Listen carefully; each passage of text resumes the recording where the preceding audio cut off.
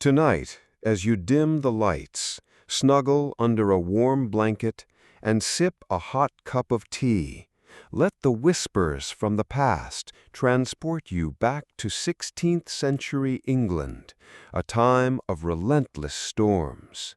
You won't just hear a story, you will live it. Every breath, every heartbeat, every agonizing pain, and the fiery spirit of a queen will unfold right before your eyes. Imagine you're standing in the cold corridors of Windsor Castle, listening to Henry VIII's heavy footsteps, sensing the strange scent of Anne Boleyn lingering in the air, and witnessing Mary's gaze as she transforms from a golden princess into Bloody Mary. This is no fairy tale. This is the gritty epic of Mary Tudor, a woman born to inherit a throne, whose life was stained with blood and tears. From a shattered childhood and politically driven marriages to brutal religious policies, her reign forged a deeply controversial legacy. Will history judge her fairly, or will she forever be remembered only through the flames? Prepare yourself, for this journey will delve into the darkest corners of power, faith, and solitude. Are you ready? Wherever you are in the world, listening from the comfort of your home, please let us know where you are by commenting below. Don't forget to like and subscribe so you don't miss our next dramatic historical narratives. Let's begin. The very air within Greenwich Palace hummed with a deceptive sweetness, a warmth that enveloped you, Mary, lulling you into believing in an eternal golden existence. It was a bright summer morning, the kind that feels spun from pure light, where the ancient church bells chimed a joyous melody, their deep, resonant tones echoing the innocent laughter of a small princess. That princess was you, at your tender age already moving with an unusual grace. Your small, deft fingers, surprisingly strong for a child, would slide across the cool ivory keys of the virginals, coaxing out delicate tunes, while your nimble feet glided effortlessly through the intricate steps of courtly dances, the rustle of your silk gown a soft whisper in the great halls. Your father, King Henry VIII, a giant of a man, with a booming laugh that could fill any room and eyes that once held a boundless adoration for you, would often scoop you into his enormous arms, pressing you close, and declare you the pearl of the world. This was your golden world, seemingly crafted from sunshine and the finest Venetian silk, a place where love was abundant and your future as England's shining hope felt immutable, a truth as solid as the very stone walls that embraced you. Oh, how quickly the glitter fades when the foundation is built on the shifting sands of a king's desire. You were always your mother's shadow, her Catherine of Aragon, a woman of unwavering resolve and deep-rooted piety, whose hands, though royal and delicate, were tirelessly devoted to you. You remember the gentle firmness of her touch as she personally taught you Latin, your small fingers tracing the elegant curves of the ancient script. The sacred words of the church, spoken by her soft, steady voice, became a soothing rhythm, a lullaby of faith in your young heart. When the relentless demands of the court pulled her away, the best tutors money could possibly buy were brought in, meticulously chosen to mold your mind. Catherine was resolute, her gaze fixed on your destiny, determined to equip you with every conceivable knowledge, even those she called masculine subjects of statecraft, diplomacy, and governance, realms typically reserved only for men. She saw a future queen in you, a formidable ruler, and poured every ounce of her formidable intellect into nurturing yours. You remember the hushed evenings, the soft flickering glow of beeswax candles, their sweet scent mingling with the musty smell of old parchment, as two figures knelt together, mother and daughter, the silence of their shared prayers a powerful bond. The Latin prayers, whispered from your mother's lips, gentle yet unyielding, steadily implanted a strong Catholic faith deep into the very core of your soul, a root system that would one day resist the fiercest storms, a faith that would become your solace and your torment. You were not merely a child, you were a miracle, a testament to endurance in a lineage plagued with fragility. After so many heartbreaking miscarriages, after the tiny coffins of infants who barely drew breath, you were the only child to survive. You were the only hope for the English throne, a crucially important child whose very existence promised continuity and stability for the volatile Tudor dynasty. You were the last breath of the lineage, the thin, shimmering thread connecting the past and the future of a crumbling kingdom. The palpable anxiety in the court was a constant, unspoken hum around you. Every time you sneezed, the entire court seemed to hold its breath. Every time you coughed, a wave of palpable fear rippled through the palace, as if your tiny, vulnerable body held the very fate of England.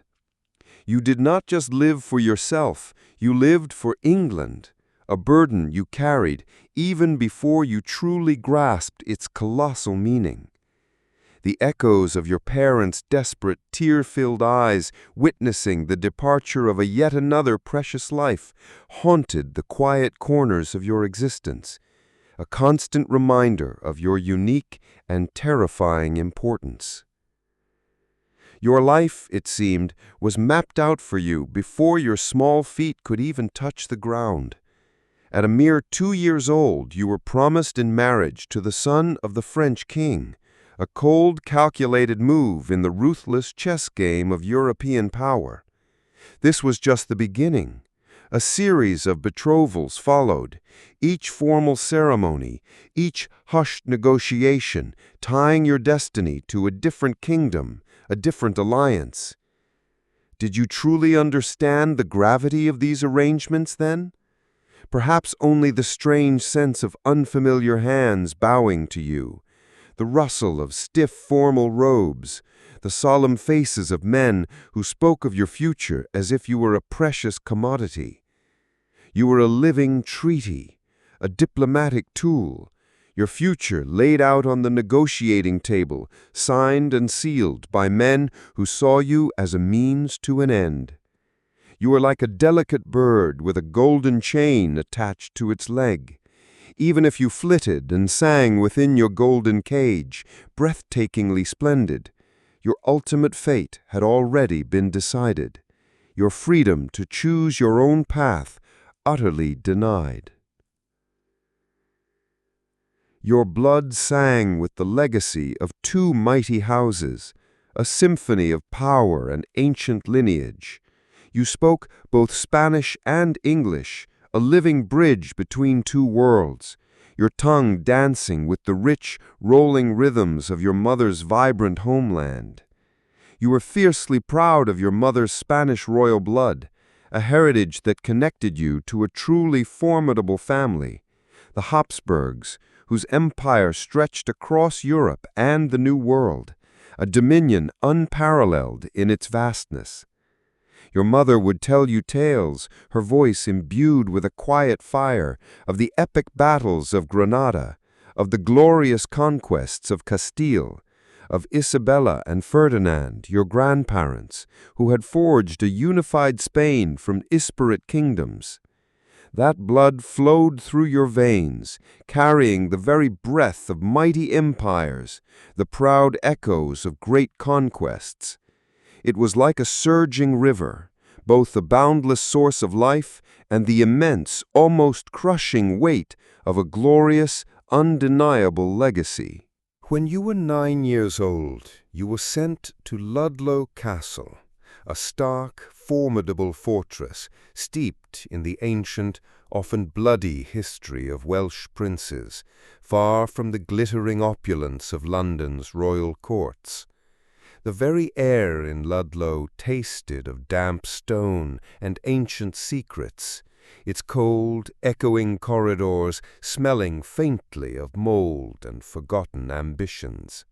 Here your father placed you in the symbolic role of nominal head of the Welsh government, a shrewd political move, a silent declaration that he still considered you the legitimate heir to England, despite the persistent whispered anxieties about a female ascending the throne. You watched, you listened, your young mind absorbing the intricate mechanics of governance, the immense royal responsibility that would one day be yours. You sat through tedious council meetings, your small hand resting on a heavy oak table, trying to decipher the complex legal arguments, the petty squabbles, the cold calculations of power. Your eyes, like clear mirrors, reflected the first lessons of power's inherent coldness, its ruthless indifference to personal feeling. But even within the seemingly stable grandeur of the court, an insidious change, unsettling and palpable, began to creep in. By 1528, the court atmosphere grew thick, almost suffocatingly chaotic. The usual sounds of laughter and music seemed to fade, replaced by an unsettling undercurrent of strained politeness. You noticed the subtle shifts, the way courtiers' smiles seemed forced and brittle, their eyes darting away when you met their gaze, as if carrying a secret they dared not reveal. Then there was the scent, a new, unusual perfume, sweet yet cloyingly heavy, clinging to your father's robes, a scent that soon became pungent to the point of discomfort, like a toxic cloud slowly enveloping the once fresh air of the palace, signaling the presence of Anne Boleyn. It began with stolen glances exchanged across the crowded feasting halls, then progressed to the king's growing coldness towards Catherine, a glacial chill that spread from his once adoring eyes to his clipped, sharp words, and finally to his almost complete absence from your mother's chambers.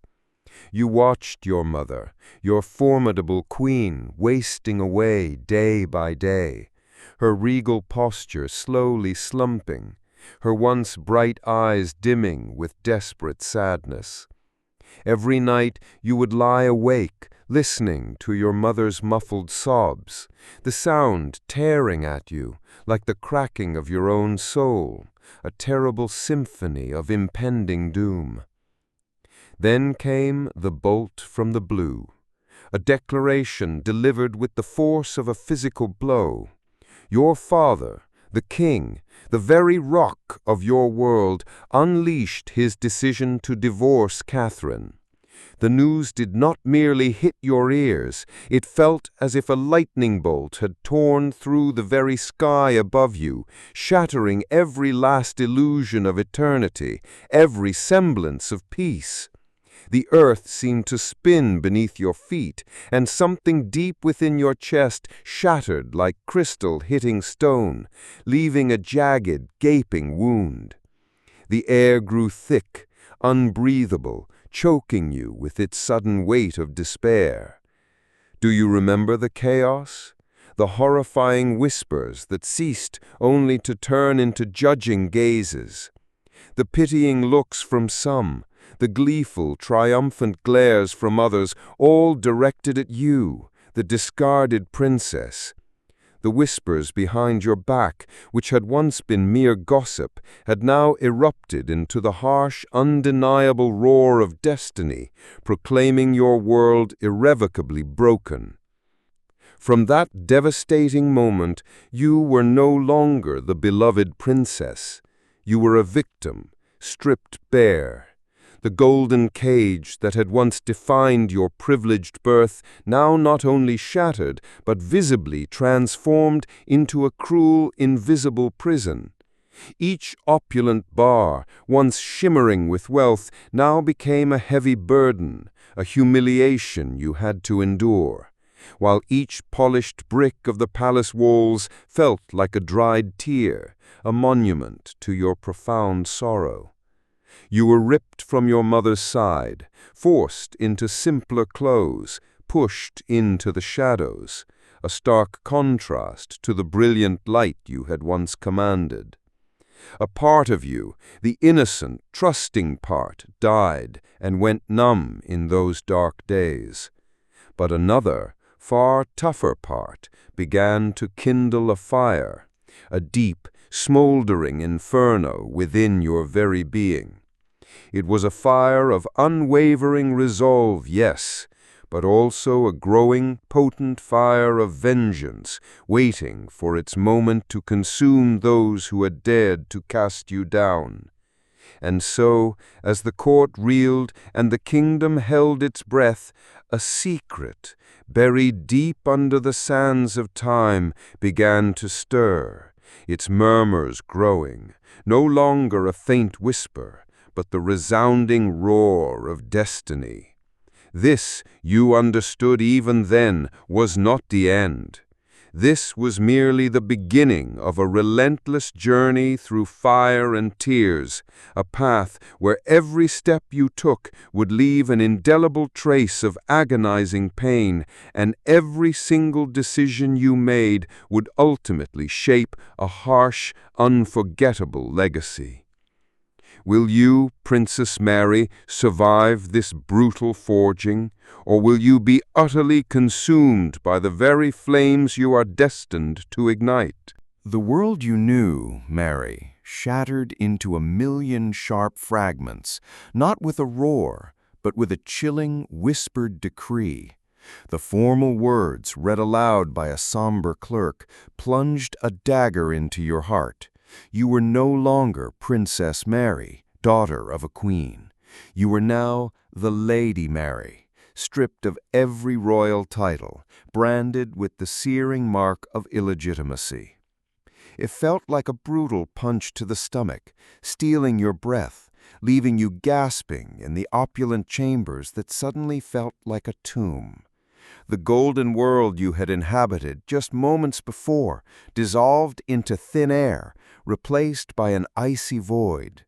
They said that the very sound of the parchment being torn from its royal seal, announcing your disgrace, was more agonizing than any physical lash, a ghostly pain reverberating in the hollows of your soul.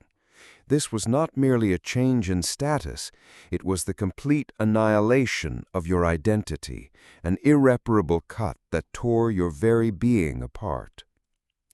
You were banished, unceremoniously sent away to Hatfield, not as a respected royal, but as a mere lady-in-waiting to your infant half-sister, Elizabeth, the innocent child who now embodied everything you had devastatingly lost. You watched, numb, as your luxurious gowns, once a soft caress against your skin, were replaced by plain, simple clothes, their rough fabric scratching against your now sensitive skin, a constant, abrasive reminder of your fallen state. The once vibrant, echoing halls of your home, the very place of your birth, now felt like a desolate prison. The joyous laughter was replaced by a chilling silence that pressed down upon you, the air thick with the dust of forgotten joys and the bitter stale scent of your own despair. You moved through them like a phantom, a ghost haunting your own past, each step you took an echo of a terrible emptiness, every mundane sound like the distant clang of iron gates, or the hushed whispers of servants avoiding your gaze, magnified your harsh, gnawing isolation. And Anne Boleyn, your father's new queen, proved to be a tormentor of chilling cruelty. her presence like a shadow that poisoned every corner of your diminished life. You remember the raw sting not just of her venomous words, but of the very air around her, thick with a triumphant malice that seemed to suffocate you. She dared to issue monstrous orders to your governess at Hatfield, giving explicit permission to strike and slap Mary whenever she claimed to be a true princess, and to curse her as a damned bastard. The memory is a festering wound, the phantom ache of bruises on your skin from blows you received or witnessed others inflict.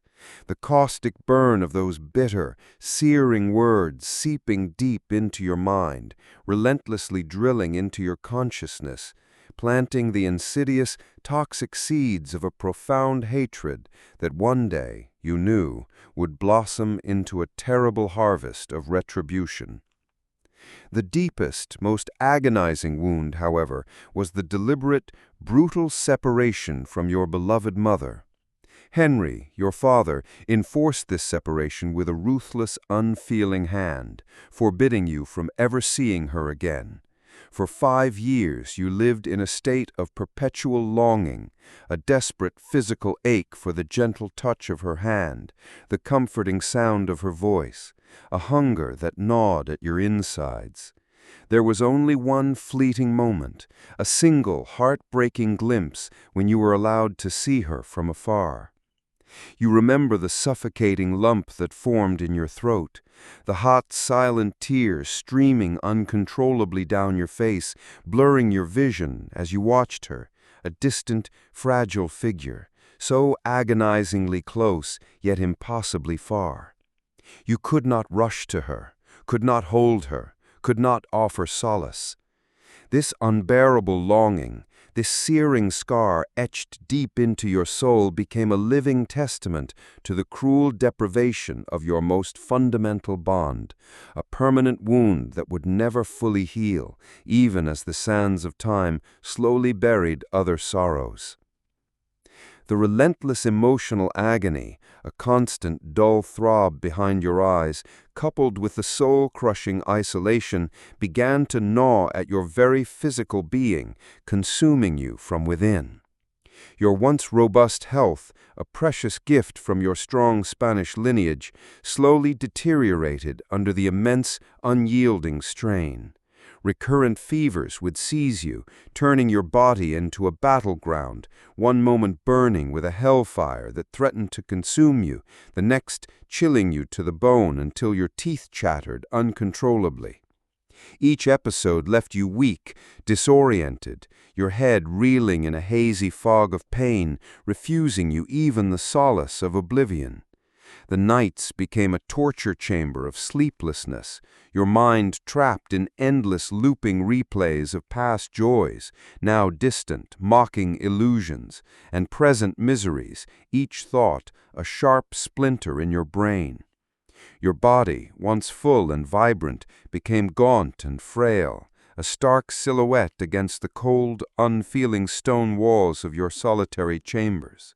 The chilling dampness of the unheated rooms seeped into your bones, a constant reminder of your desolate existence, and the utter exhaustion dragged at every step, making even the simplest movement feel like scaling a treacherous mountain.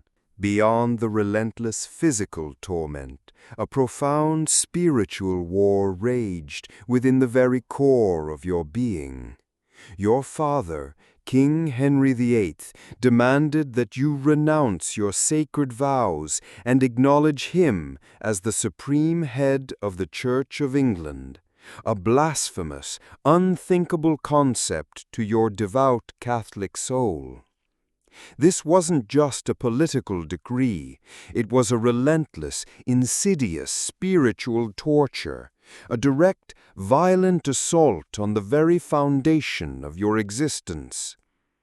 You wrestled with your conscience, caught in a terrifying maelstrom between the crushing need to obey your father, the king, the source of all earthly authority, and the sacred, unbreakable vows of your faith, the immutable truth that had been woven into your very blood and bones since infancy. Every demand from the king felt like a fresh attempt to tear your soul apart, a visceral wrenching that left you physically trembling, forcing you to choose between earthly loyalty and divine salvation. The air around you often crackled with this unspoken internal battle, a tension so thick you could almost taste it, a bitter flavor of heresy and defiance on your tongue. After so much relentless suffering and so many soul-crushing humiliations, a profound, almost terrifying transformation began within you. The wellspring of tears, once so dotingly abundant, finally dried up, not from lack of sorrow, but from a profound hardening of your spirit, leaving behind only the smoldering embers of a simmering resentment.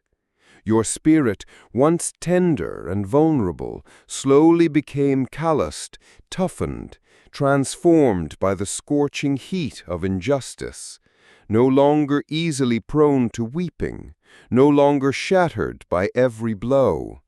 Instead, a formidable, almost terrifying resolve settled within you, as unyielding as a block of steel forged in the hottest fires of adversity. This was not indifference. It was something far more potent. It was the quiet, burning rage of a soul pushed to its absolute breaking point, turning pain into an indestructible shield, and every past injury into the unyielding fuel for an unwavering impetus to reclaim what was lost. Though the words were never spoken aloud, never whispered to a living soul, deep within your heart, Mary, an unrelenting purpose began to burn, fiercely and steadily. You would, you vowed, find a way to avenge every indignity, every hot, silent tear, every single moment of suffering you had endured. Picture yourself standing by the narrow, arched window of your lonely chamber, your gaze distant, fixed on a horizon that still promised only shadows, yet your eyes held a fierce, unyielding glint of determination, a silent promise to the very heavens. In the hushed, cavernous halls of Hatfield, people said that whispers behind your back had now turned from mere gossip to fearful predictions, foretelling a dark, inevitable reckoning yet to come, a future where your silent promise would manifest itself with chilling, undeniable force. These harrowing years of deprivation and anguish did more than just plant the seeds of vengeance. They irrevocably shaped the very core of your character. They hammered into existence the uncompromising, unyielding, and profoundly solitary woman you would ultimately become.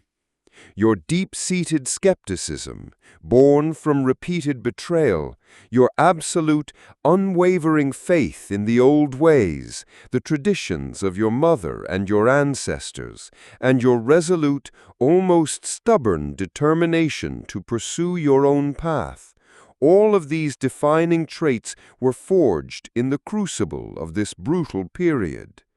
The bitterness of betrayal and the unyielding strength of your conviction became inseparable twins within your soul, guiding your every future thought and action. And so you see Mary, exhausted yet unbroken, still clinging fiercely to her most precious possession, the Holy Bible. Your thin, pale fingers trace the familiar words of salvation, the ancient comfort they offered. Your eyes, though weary from countless sleepless nights, still gleam with a flame of faith that no earthly power, no amount of suffering could ever extinguish. This is not the end of this story, dear listener.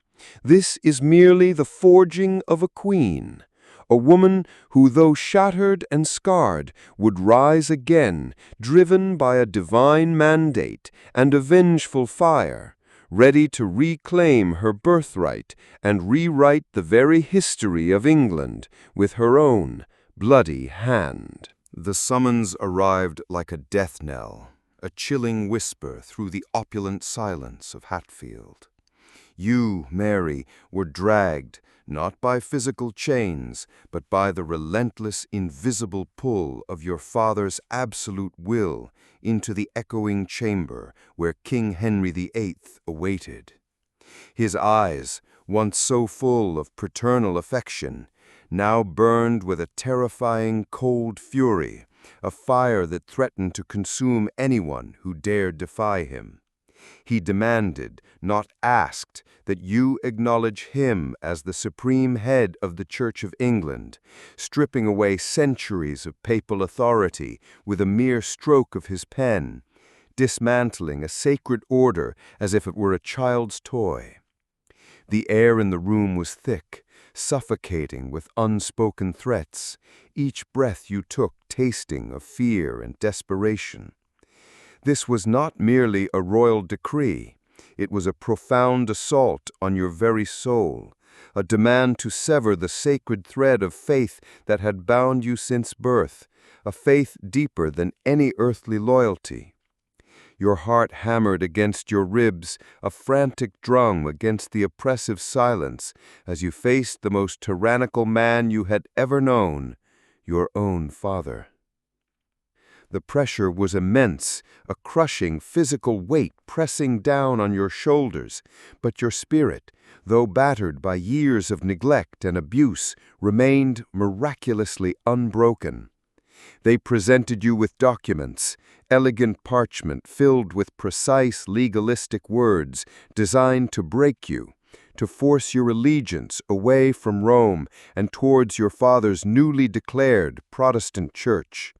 But for all their threats, for all their intimidation, a single, unyielding answer, firm as bedrock, resonated in the depths of your being.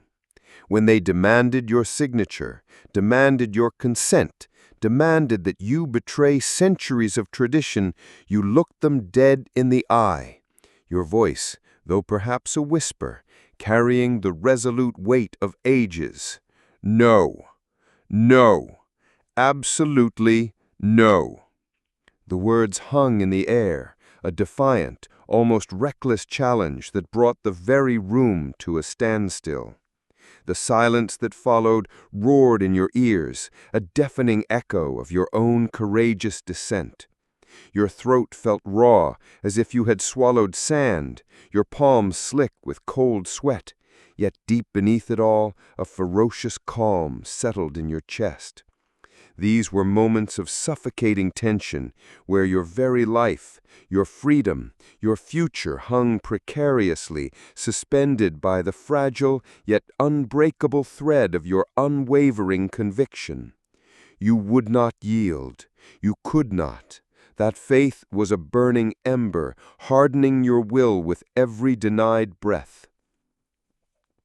In those long, arduous years living in forced solitude and humiliation, when all else was stripped away, when worldly comforts and human companionship were cruelly denied, your Catholic faith remained your single, radiant beacon, the sole source of strength that kept you from succumbing to utter despair. The grand, echoing rooms of Hatfield, now cold and sparsely furnished, stripped of their former grandeur, became your sanctuary, your silent cloister. You remember the hush of twilight, the faint scent of cold stone and forgotten dreams, as you knelt silently on the bare floor, your thin fingers clutching your worn rosary, the beads smooth and comforting beneath your touch. In those profound moments of quiet prayer, you found a deep, resonant strength that pulsed through your veins, a powerful current drawing solace from the ancient familiar words of the Mass and the unwavering promise of salvation. Your faith was not just a belief, It was the very air you breathed, the blood in your veins, the unyielding rock upon which your shattered world rebuilt itself. The pressure did not cease with Henry's death. Indeed, it simply shifted, taking on a more insidious, systematic form. Under the reign of your young half-brother, Edward VI, a boy king guided by fiercely zealous advisers, the wave of Protestant Reformation surged, crashing against the shores of your staunch Catholic beliefs with a new relentless ferocity. This was not the volatile, explosive rage of your father, but a cold, methodical ideological purge, sweeping through the land with an unfeeling precision. You were constantly under surveillance, every move watched, every word noted, an unwelcome relic of a bygone era. Your very existence a thorn in the side of the new regime. You faced the sharp, unyielding gaze of Edward's advisers, none more piercing than Archbishop Cranmer, a man consumed by the fervent desire to utterly dismantle the old religious order and forge a new radical Protestantism. Time and again they tried to force you into compliance. They sent invitations, then outright demands that you attend their new, stark Protestant services, cold and stripped of the ancient ceremony. But you, Mary, stood firm, your resolve unbending. You staunchly refused to attend their Protestant rites, your silent defiance a thunderclap in the hallowed halls, even as veiled threats to your liberty and safety hung heavy in the air, thick as impending storm clouds. Despite your precarious circumstances, despite being stripped of your royal titles and living in enforced seclusion, you, Mary, inadvertently became a powerful symbol of resistance against the radical Protestant government of Edward VI. Your very existence, your quiet yet unyielding defiance, became a rallying cry for those who clung desperately to the old ways, those who felt their beloved traditions being torn away, their sacred objects desecrated. People said that those who were discontented with the swift and brutal religious reforms, the violent suppression of ancient ceremonies, and the wholesale destruction of beloved shrines, looked towards you as a beacon of hope, a steadfast star in a turbulent, changing sky. You were the silent promise that the old faith, though under siege, was not yet dead, a flicker of light against the encroaching darkness. It was a profound paradox. Your greatest strength emerged from your deepest vulnerabilities. Though your health was often fragile, your body weakened by years of stress and the soul-gnawing desolation, and your existence was profoundly isolated, it was precisely your unwavering faith that transformed you from a reviled, outcast princess into a formidable, steadfast symbol of unyielding conviction. In the raging storm of religious upheaval, when the old landmarks were being swept away, when ancient churches were desecrated and beloved saints reviled, your faith was like a shining lighthouse amidst a storm of heresy, its powerful, unwavering beam piercing through the encroaching darkness, guiding the lost and comforting the fearful. It was a testament to the absolute raw power of belief, transforming perceived weakness into an indestructible shield, a fortress no earthly force, no amount of persecution could penetrate. Deep within your mind, a haunting, chilling thought persisted, a constant, nagging dread. The act of abandoning your sacred faith, the faith passed down through generations of kings and queens, the very spiritual bedrock of your being, was not merely a political concession, but an unforgivable sin. It was, you believed with every fiber of your being, a curse that would surely condemn your soul to eternal damnation and haunt you throughout eternity. This terrifying conviction, this deeply personal spiritual dread, only served to further solidify your already rigid resolve, making you impervious to pleas, threats, or any logic that attempted to sway you from your sacred path.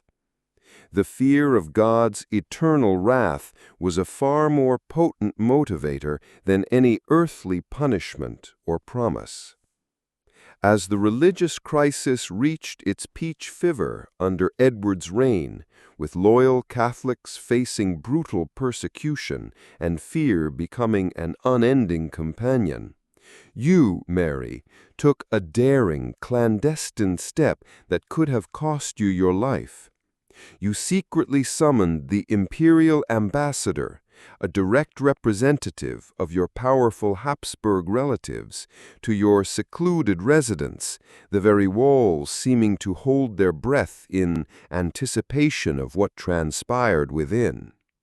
In that hushed meeting, behind closed doors that seemed to seal off the world, you poured out the full torrent of your pain and despair, your voice small and urgent, yet resonating with an almost uncontainable fury. Your words, though perhaps weary, held a biting edge as you condemned the Protestant regime, declaring that this godless government of England feared neither God nor man, its actions a blatant blasphemy in the eyes of the Almighty, a perversion of divine order. You sought, desperately, external support for the one thing you held more precious than life itself, your sacred faith. In those long, arduous years, amidst the chilling separation and constant suffocating pressure, a singular, powerful dream began to take root and blossom in your mind. The vivid vision of an England restored to its traditional Catholic faith, cleansed of heresy, its churches vibrant with the old rituals, its people kneeling before the Pope once more, became your overriding obsession. This was no mere wish. It was a consuming, almost divine mission that grew ever stronger, becoming the ultimate, unshakable goal of your entire life. It was the light at the end of your long, dark tunnel, the promise of redemption for a nation you believed had strayed irrevocably from the true path. And so your unwavering faith, forged in the crucible of unimaginable suffering, while undoubtedly providing you with immense strength and an unyielding purpose, would also prove to be a double-edged sword. This very same ironclad resolve, this absolute certainty in your convictions, born from years of persecution, would undeniably shape the rigid and at times brutal nature of Mary when she finally reclaimed the throne. The unyielding flame of faith that sustained you in your darkest hours would, in power, become a purifying fire, consuming all perceived impurities, burning away all that dared to stand against the divine truth you so fiercely upheld. The air in Hatfield was thick with an unnatural silence, a hush that screamed louder than any shout. Then came the whispers, carried on the frantic breath of terrified messengers, confirming the chilling news. Edward VI was dead, a ghost of a king, his frail body finally succumbing.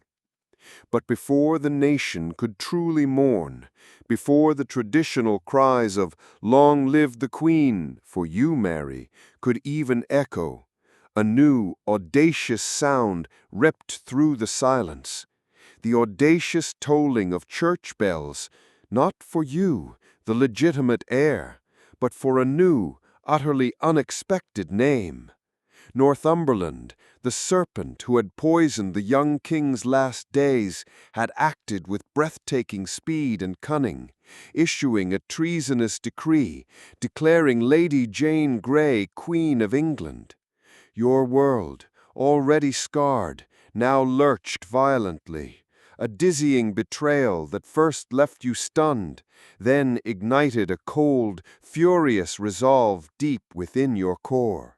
A usurper on your throne, a puppet queen. This was not merely politics, this was war, declared against your very bloodline, against divine right, against you.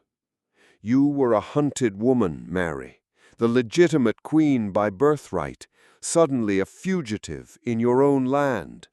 The news of Jane Grey's proclamation reached you at Hedingham Castle, a grim fortress that now felt less like a refuge and more like a trap. The air crackled with desperate urgency.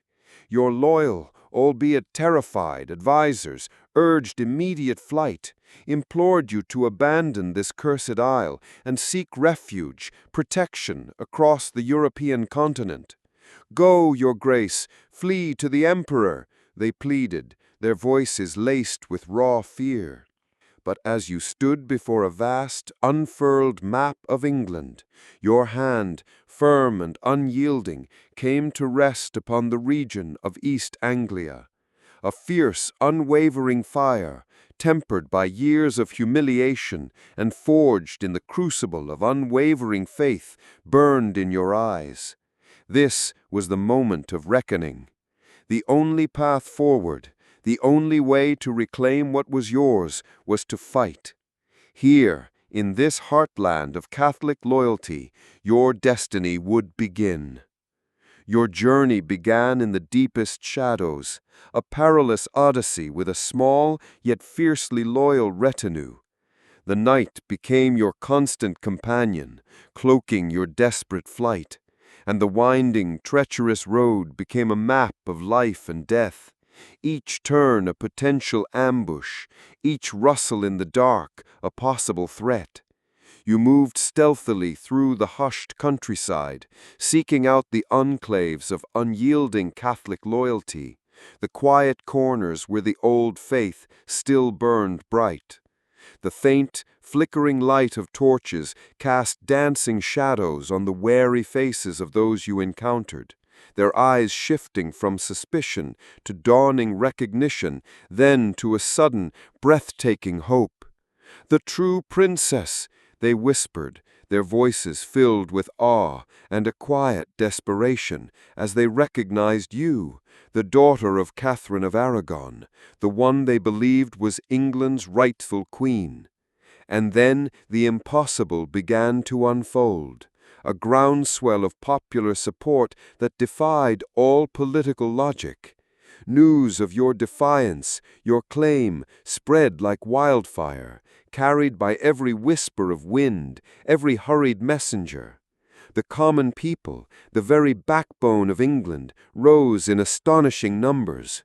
People said that they would not fight for Lady Jane Grey, a stranger, a mere child imposed upon them by a grasping politician.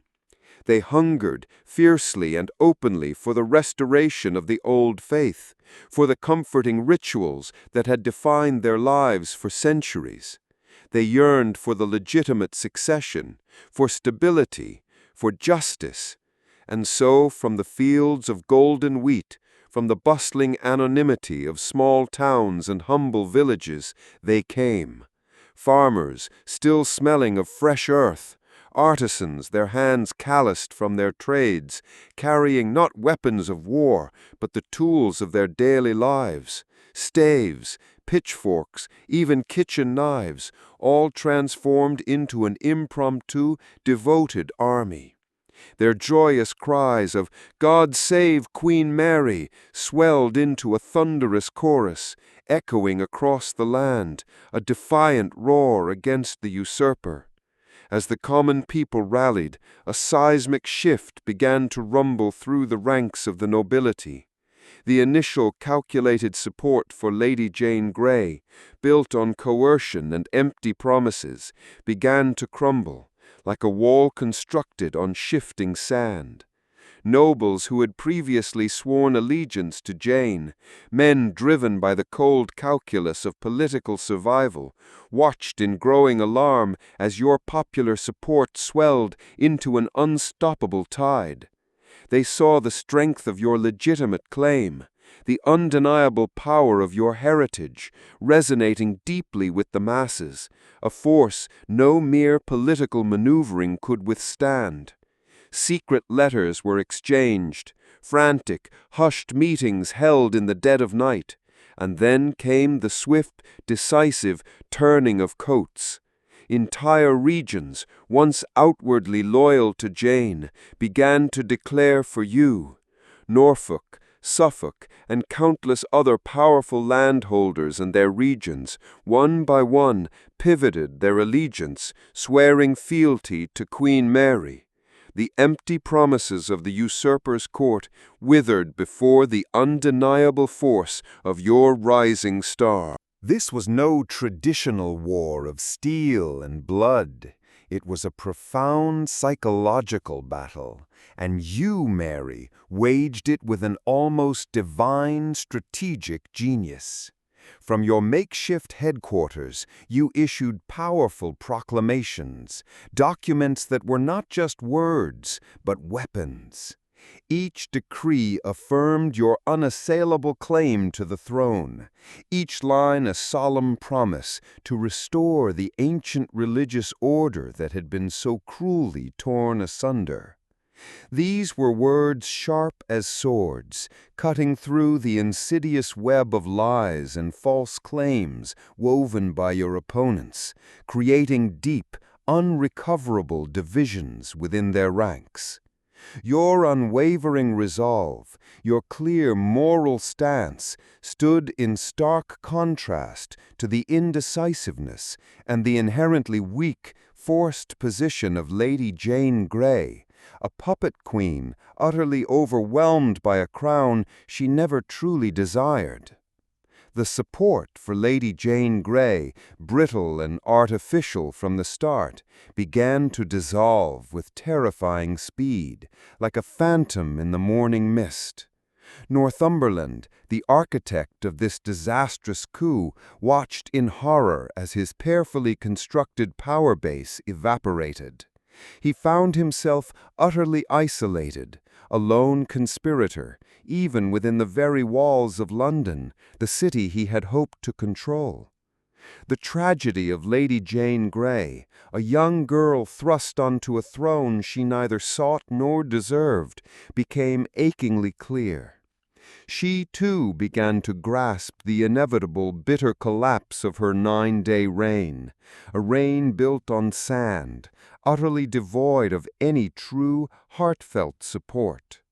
The joyous, surging cheers for you, Mary, the legitimate queen, had already begun to echo like a rising tide through the very streets of London.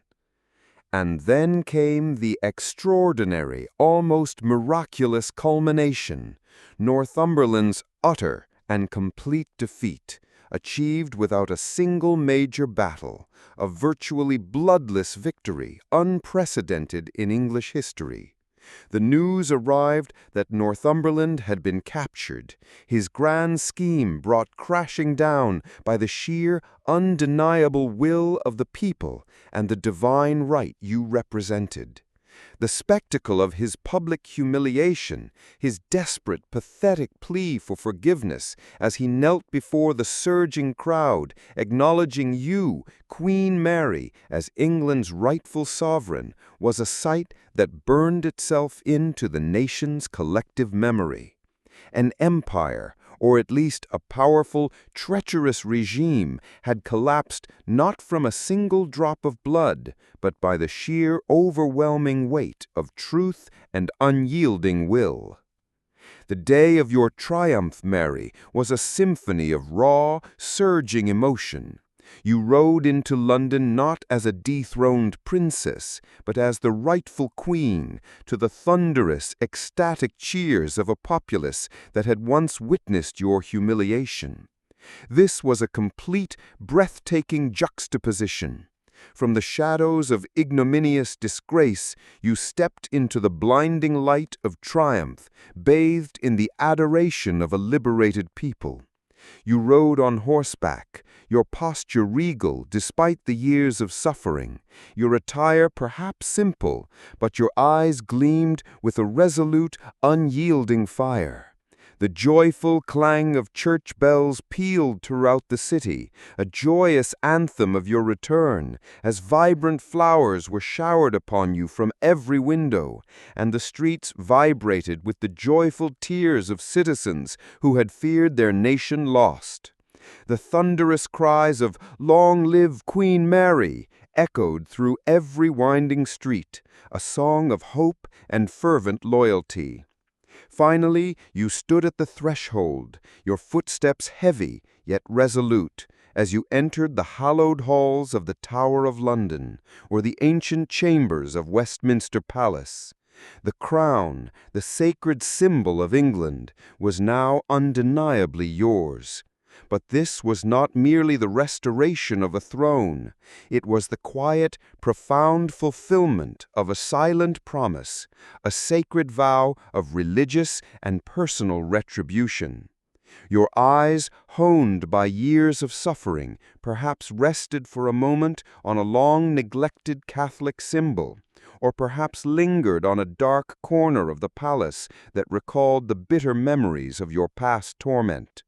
In that moment, your divine purpose and vengeful will, sharpened by adversity, could finally, truly be realized. The gilded halls of Westminster, once filled with the muted echoes of your childhood, and then the chilling silence of your disgrace, now reverberated with the triumphant roar of your people. But even as the weight of the crown settled upon your head, its jewels cool against your brow, your mind, Mary, was not consumed by earthly glory. No, your thoughts immediately turned to a higher purpose, a sacred oath etched into the very core of your soul. Later, in the hushed sanctity of your private chapel, bathed in the flickering glow of countless candles, you knelt before the ancient crucifix, its wooden form a stark reminder of sacrifice. The scent of old wax and cold stone hung faintly in the air, a familiar solace, almost like the lingering presence of forgotten saints. Your voice, though a whisper, carried the weight of a nation's destiny. You swore before God to rebuild what had been broken, to mend the fractured faith of England, and to bring your beloved kingdom back into the warm, forgiving embrace of Rome. Only the ancient cold stone walls of that chapel truly knew the profound depth of that vow, how it had become the singular, burning purpose of your life, a fire that would consume all obstacles. Your first decree as queen was a testament to the unyielding power of a daughter's love and a monarch's justice. Before even the dust of your coronation could settle, you moved with decisive speed, driven by a deeply personal and divinely ordained imperative. This was not merely about consolidating power, it was about righting an unforgivable wrong. You presented Parliament with a bill not just to annul the judgment against your mother, but to declare unequivocally that the marriage of King Henry VIII and Catherine of Aragon had always been, in the eyes of God and man, lawful and legitimate. And by extension, you, Mary, were the rightful, unquestionable heir to the throne, stripped of the bastard stain that had haunted your very existence for so long. As you held the signed copy of that momentous act, the parchment crisp and unyielding in your hands, no tears fell, but within your heart you felt a profound, almost physical unburdening, as if years of suffocating weight had finally been lifted, dissolving into the air like smoke. With your legitimacy affirmed, your sacred mission accelerated, a divine wind filling the sails of your reign. The very air of England began to change, exhaling the stale Protestant austerity and inhaling the rich, sweet scent of tradition. Slowly, steadily, the old Catholic rites began to return, their ancient beauty unfolding once more. The joyful, resonant peal of church bells once again filled the skies, their harmonious chimes echoing across towns and villages, signaling a return to grace. Inside the grand cathedrals and humble village churches, the heavy, sweet smoke of frankincense rose towards heaven, a fragrant balm to souls starved of true worship. Statues of beloved saints, long defiled and hidden, were brought forth from their hiding places, carefully cleaned and restored to their rightful positions, their serene faces gazing down once more upon their faithful flocks. The deep, comforting hum of Latin chants resonated through consecrated stone, a powerful, emotional music to those who had longed for it, while the flickering, gentle glow of countless beeswax candles illuminated altars, transforming shadows into a living tableau of devotion. Your vision was clear, your path unwavering. You moved swiftly to solidify the religious restoration, acting with the precision of a surgeon. The Protestant bishops, the very men who had enforced the reforms and condemned your mother, were systematically replaced by loyal Catholic prelates, men whose faith was as unshakable as your own, whose loyalty was to Rome and to you. This was not a subtle shift. It was a powerful, undeniable declaration of intent, a visible manifestation of your iron will to rebuild the broken bridge that had separated England from the spiritual heart of Europe, from the universal embrace of the Roman Catholic Church. Each new appointment was a brick laid in the foundation of your new, old world.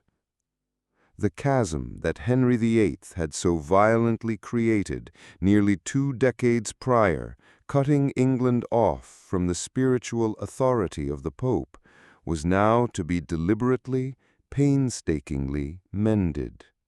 You, Mary, with a boldness that defied political counsel, dispatched envoys to the Vatican, their journey across Europe a pilgrimage of reconciliation. Their mission was clear, their mandate simple: to formally, unequivocally request England's reunion with the Roman Catholic Church.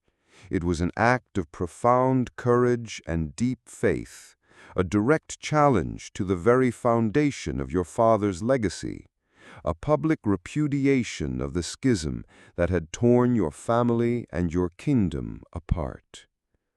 The ultimate symbol of this spiritual homecoming arrived not long after: Cardinal Reginald Pole's triumphant return from Rome.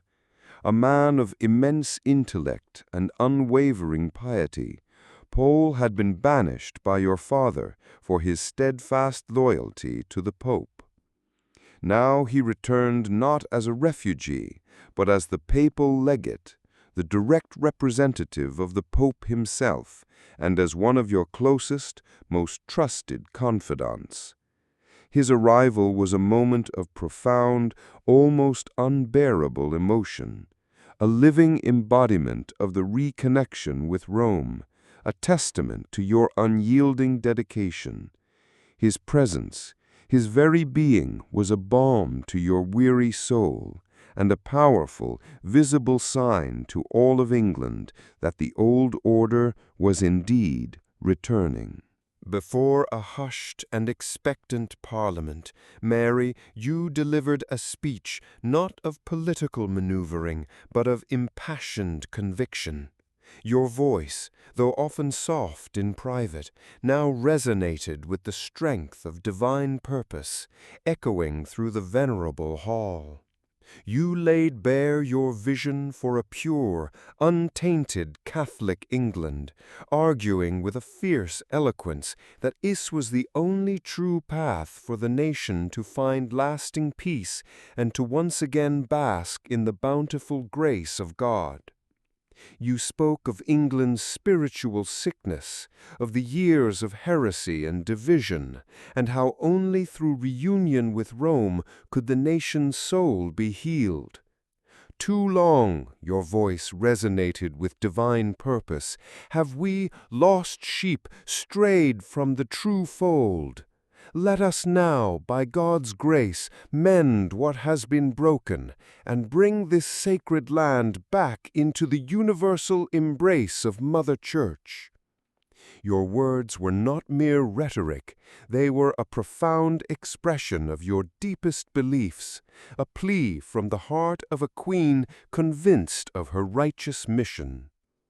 Yet, despite the initial waves of popular support that had swept you to the throne, the universal embrace of your reforms was far from guaranteed.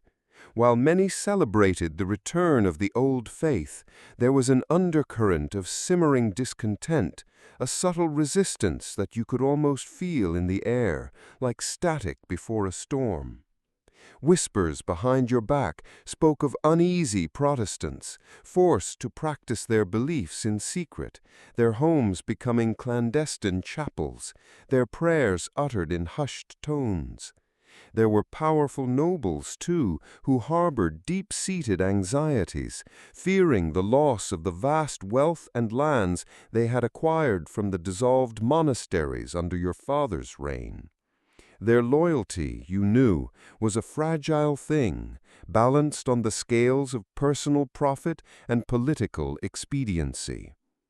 All of these bold, uncompromising actions, every decree, every appointment, every diplomatic overture, stemmed not from political calculation or a desire for worldly power, but from the fiery core of your deeply personal belief. This was not merely about statecraft, it was about saving the eternal soul of England, about fulfilling what you believed was God's explicit will for your reign. You were convinced, with an absolute unshakable certainty, that you were the instrument of divine providence, chosen to guide your straying flock back to the true path. It was not cold-blooded, but iron-willed faith that propelled you forward, a conviction so profound that it eclipsed all other considerations, all potential obstacles, all human cost. And so, as this period of restoration closes, a new, complex reality begins to emerge. While the old order is indeed being meticulously, forcefully rebuilt, these very same decisive, uncompromising actions are, perhaps inevitably, sowing the potent seeds for far greater conflict yet to come. The unwavering flame of your faith, so vital to your survival and triumph, now risks becoming a consuming fire. The quiet discontent, the hidden fears, the suppressed beliefs, these are the smoldering embers that will, in the next journey of this story, undoubtedly erupt into devastating fires of opposition, challenging your reign, your faith, and the very future of England. The whispers began subtly, a faint tremor beneath the surface of courtly politeness, before erupting into a furious public roar. Your decision, Mary, to marry Philip II of Spain was met with a visceral, almost violent opposition from your council, from Parliament, and most vehemently from the English people themselves. The very air in London crackled with furious dissent, a palpable wave of suspicion and xenophobia. You faced bitter, screaming arguments in the Privy Council, words exchanged like daggers, accusing you of selling England's soul to a foreign power. Beneath the surface, the insidious whispers of discontent spread like an unstoppable undertow through the taverns and marketplaces, fueled by fear of Spanish domination, fear of the Inquisition, fear of a return to the harshest aspects of Catholic rule. Yet you stood firm, your resolve unbending, seeing only the strategic necessity, the Habsburg alliance, the Catholic heir, the promise of a strengthened England. Your longing for love, for companionship, for a future was inextricably tangled with the harsh realities of power. The wedding itself, held in the ancient, hallowed grandeur of Winchester Cathedral, was a spectacle of dazzling opulence designed to impress, to awe. Sunlight streamed through stained-glass windows, illuminating rich tapestries and gleaming gold, casting the scene in a kaleidoscope of divine light. The air thrummed with the solemnity of the Latin Mass, the fragrant clouds of incense rising toward the heavens. Yet, beneath this glittering facade, an unspoken anxiety, a chilling doubt permeated the massive congregation. You, Mary, in your heavy embroidered gown, felt the weight of both the royal robes and the nation's silent apprehension. A poignant detail, almost lost in the grand ceremony, was your quiet choice. A plain gold wedding ring, simple and unadorned, over the jeweled, fashionable rings of the day. You wanted, you confessed, to be married like old wives used, a stark, heart-wrenching plea for genuine affection, for a love unmarred by political calculation, desperately sought within the confines of this monumental marriage of state. The stark contrast between your fervent hopes and Philip's cold reality quickly became agonizingly clear. Your heart, Mary, yearned for the kind of devotion you had been denied for so long, and you poured out your soul in letters to your new father-in-law, Emperor Charles V, extolling Philip's innumerable virtues and perfections, painting a portrait of a husband you were desperate to adore.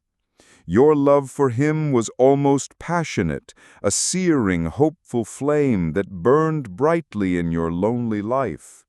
Philip's own impressions, however, were recorded with a chilling, calculating indifference.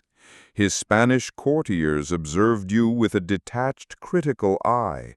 One famously remarked that you were a perfect saint badly dressed, implying little appeal. Philip himself, a man of profound self-control and political acumen, acknowledged the need for dexterity and skill to navigate his relationship with a wife from whom he could expect no carnal pleasure or satisfaction. The gulf between your yearning and his dispassionate assessment was a chasm wide enough to swallow your deepest desires. The River Thames, that lifeblood of London, became a cruel mirror to your growing despair.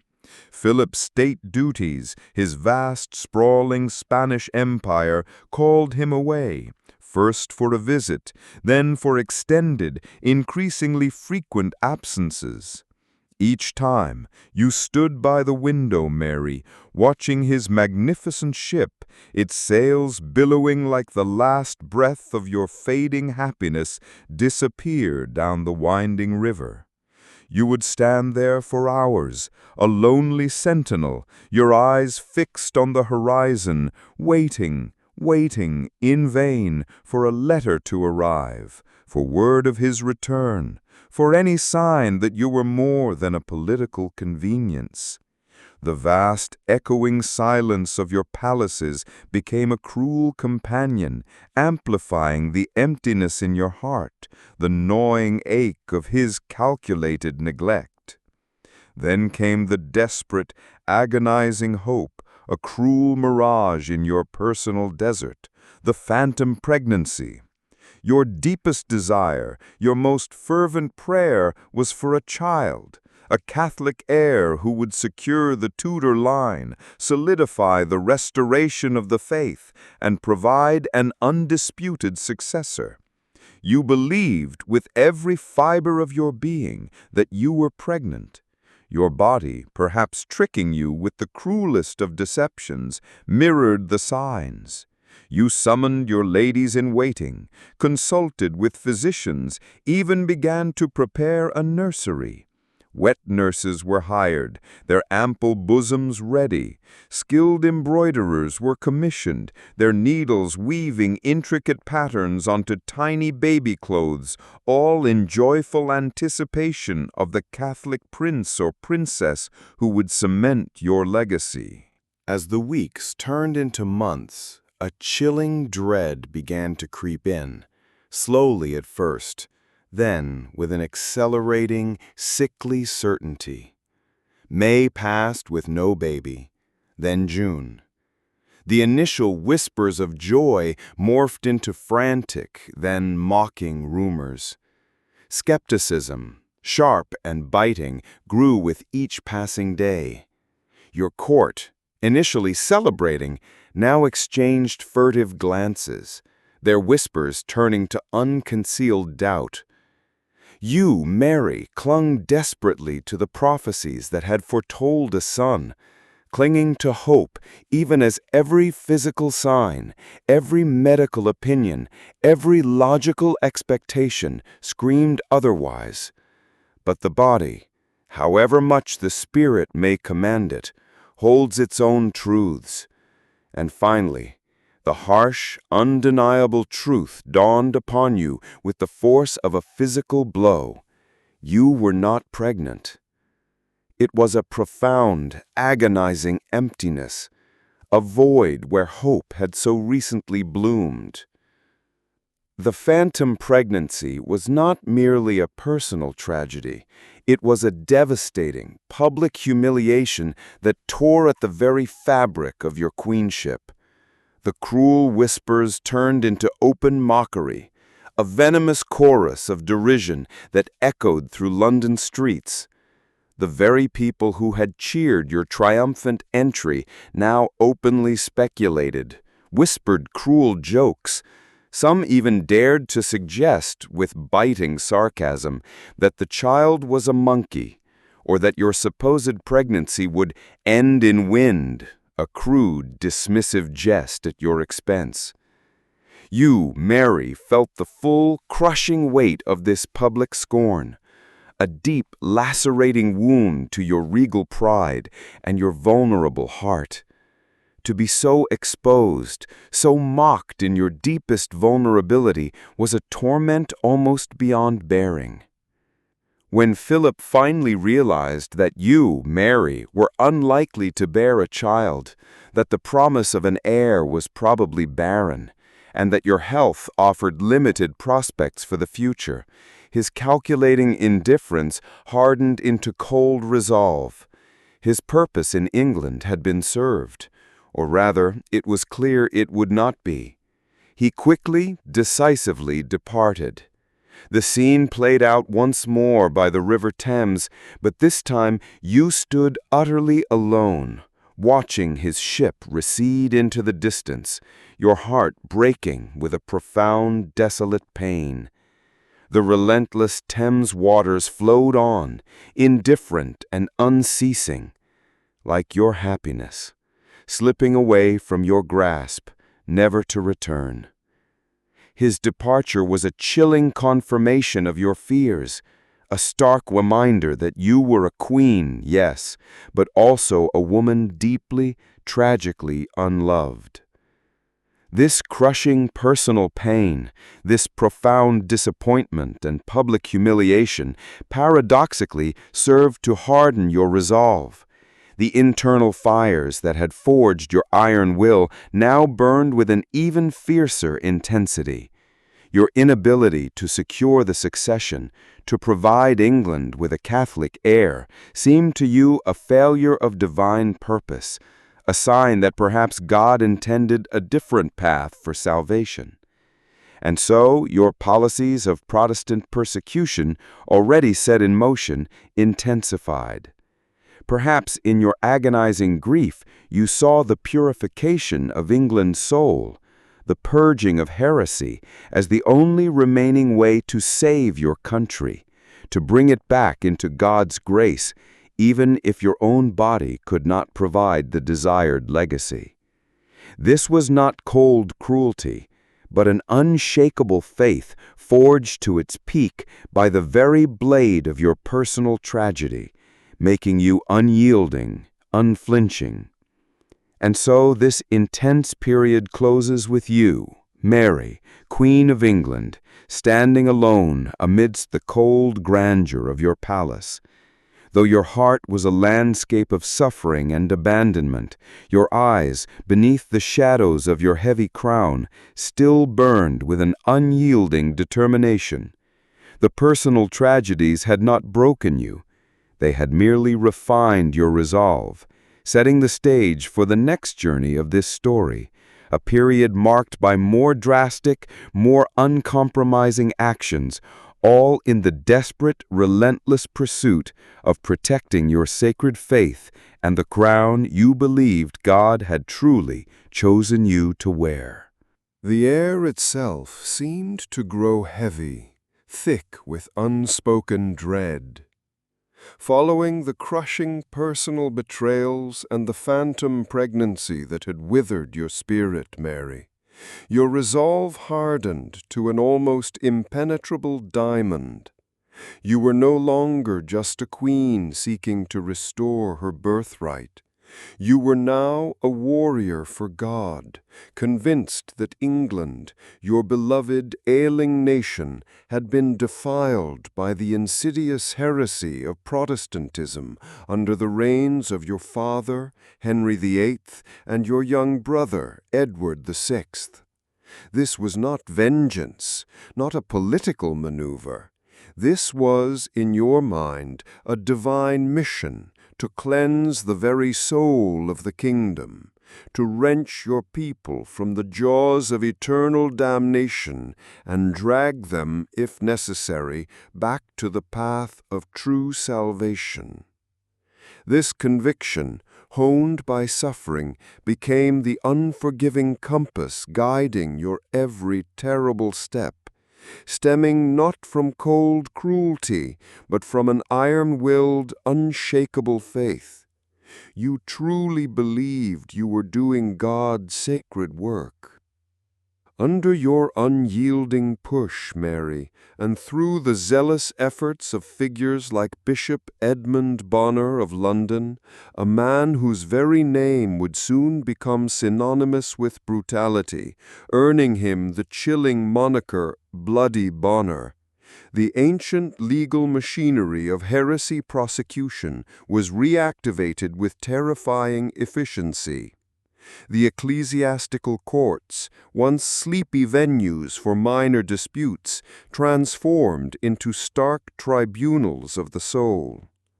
Priests, local officials, even wary neighbors were encouraged, coerced to accuse. A suspect could be seized on a vague denunciation, dragged to trials where the outcome was all but predetermined. Interrogations were relentless, a relentless volley of questions regarding the Eucharist, the supremacy of the Pope, and the absolute necessity of recanting any Protestant leanings. These were designed not to seek truth, but to back the accused into an impossible corner, forcing a choice between a hollow recantation and agonizing death by fire. Each testimony, each defiant refusal was another log on a nascent pyre. The very ink on these judicial documents seemed to carry the pungent scent of ash, foretelling the horrors that were to come. And then the fires began to rage. Not isolated, random acts, but a systematic, chilling procession that spread like a contagion across the land. The names of the condemned began to echo through London streets like a death knell, and soon beyond. Hugh Latimer and Nicholas Ridley, revered scholars, former bishops, stood among the first to face the ultimate ordeal. You could picture it vividly, Mary, even if you spared yourself the direct sight. The somber, shuffling procession to Smithfield, the great execution ground, the crowd hushed, a morbid, expectant silence, broken only by the crackle of kindling beneath the towering pyres. Imagine the almost unnatural composure of the martyrs, their voices, though often frail from torment, ringing out with defiant prayer, with challenges to their accusers, even with hymns as the first hungry flames licked at their feet. The bystanders, a vast, undulating sea of bewildered faces, watched in a horrified silence or erupted in gasps, their eyes reflecting the terrible, escalating glow of the inferno. The air grew not just hot, but thick with the sickly sweet smell of burning wood, the acrid scent of scorched human flesh, and the nauseating odor of rendered bone. A smell that clung to London like a shroud, a visceral reminder of the terrible cost of unyielding conviction. It was a death designed to horrify, to deter, to purify, yet it became something else entirely, a grim spectacle that etched itself into the collective memory of a nation, igniting the first whispers of a bloody queen. And it was not just the famous who burned.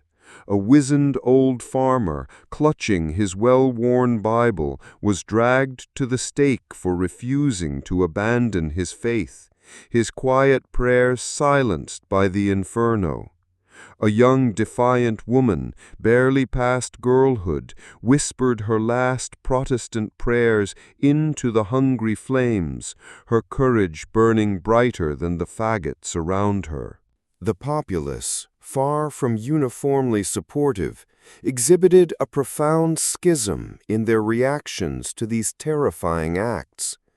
While some, those staunchly Catholic, might have applauded the purification, a vast swathe of the common people did not. The initial cheers of your coronation had long since faded, replaced by whispers, hushed and fearful. There were the laments of families torn apart, the bitter murmurs of injustice, tales of unwarranted brutality passed from hearth to hearth, amplified by distance and despair. An insidious, simmering discontent began to spread like a creeping fog, chilling the very bones of the kingdom. At the execution sites, faces were a tableau of contrasting emotions. Some wept openly, their grief unrestrained. Others, in a desperate act of mercy or rage, threw stones at the condemned to hasten their agonizing deaths. Some turned away, unable to bear witness, while others with eyes narrowed in fear or silent defiance whispered curses or offered fervent silent prayers for the souls departing in torment. The very smoke of Smithfield rose in dark plumes over London, carrying with it not just the cries of anguish and the stench of burning, but also the grim, indelible stain on the Queen's reputation, forever branding your name into the annals of history. The ultimate, most public, and perhaps most personally satisfying act of retribution came with the trial and subsequent burning of Archbishop Thomas Cranmer. This was not merely about heresy.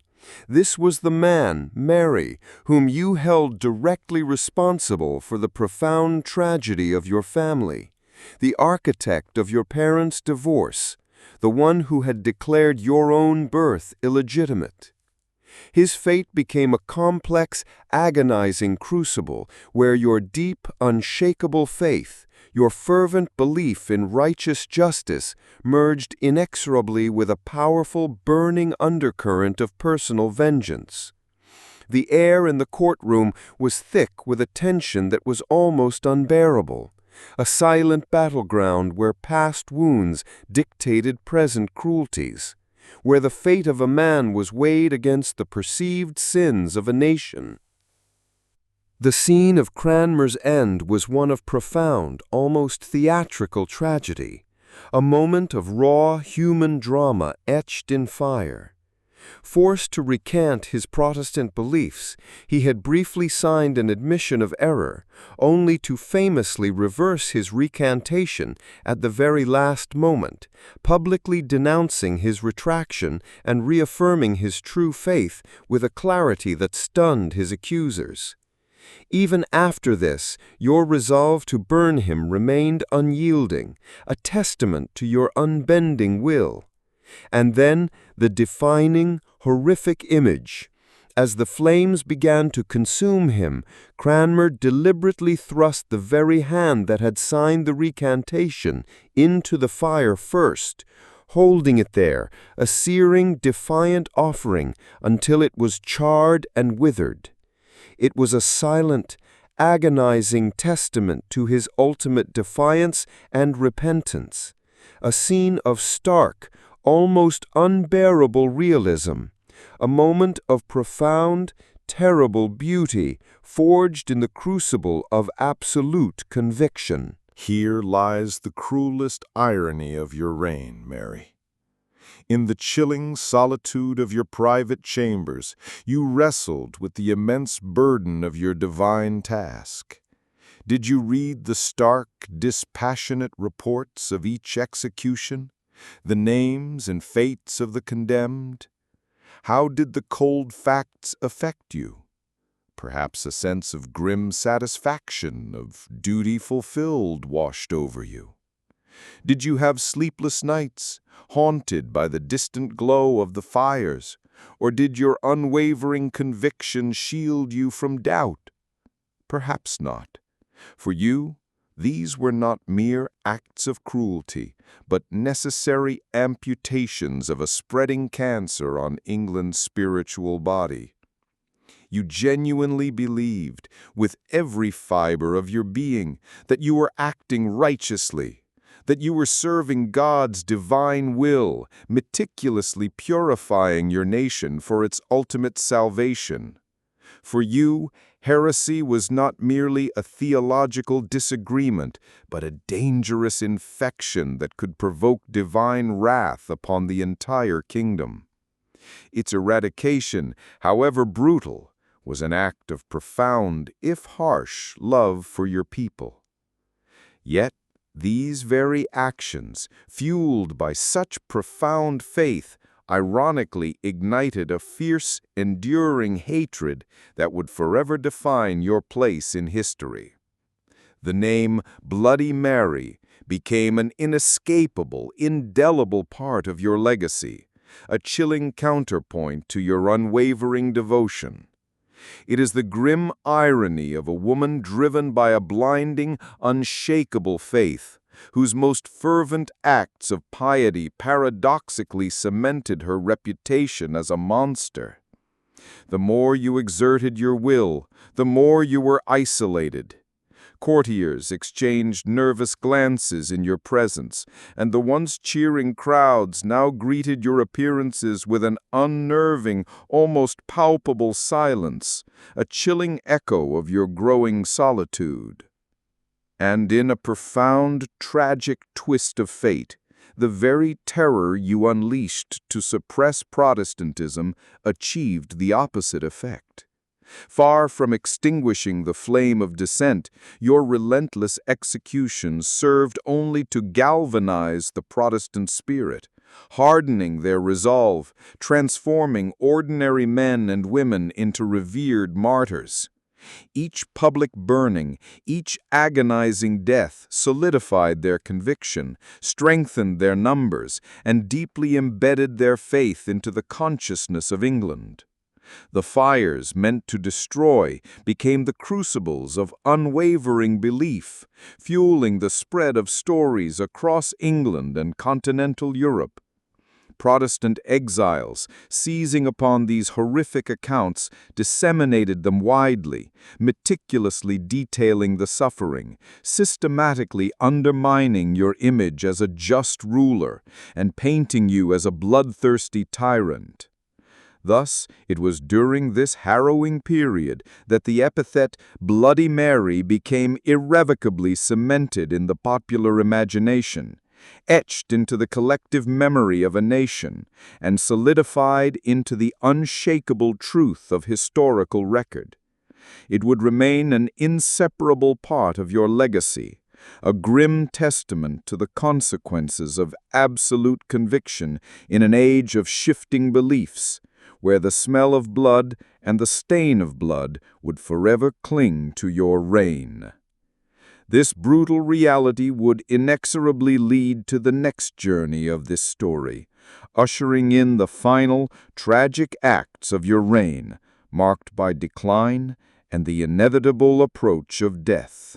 The marriage, Mary, that you had so desperately hoped would be your salvation, your anchor, your key to a Catholic future, instead became a lead weight, dragging England into a maelstrom it neither wanted nor understood. Your union with Philip II of Spain, intended to forge an unshakable Catholic alliance, to consolidate your crown in faith, became the very instrument of your nation's undoing. Far from strengthening England, it pulled your kingdom into distant continental wars, consuming precious lives in battles that held no direct benefit, only devastating consequence. The very air around you, once filled with the hopeful anticipation of a grand new era, now crackled with the ominous electricity of conflict. You had placed an absolute, almost childlike trust in Philip, seeing him not just as a royal consort, but as the powerful, steadfast ally who would guide you, protect you, and secure your realm against all enemies, both temporal and spiritual. In your deep isolation, he was the luminous hope you clung to, the embodiment of a strong Catholic future for England. But Philip, the calculating monarch of a vast Spanish empire, saw England and you, Mary, through a purely utilitarian lens. For him, your kingdom was little more than a convenient pawn in his grand, relentless game against France.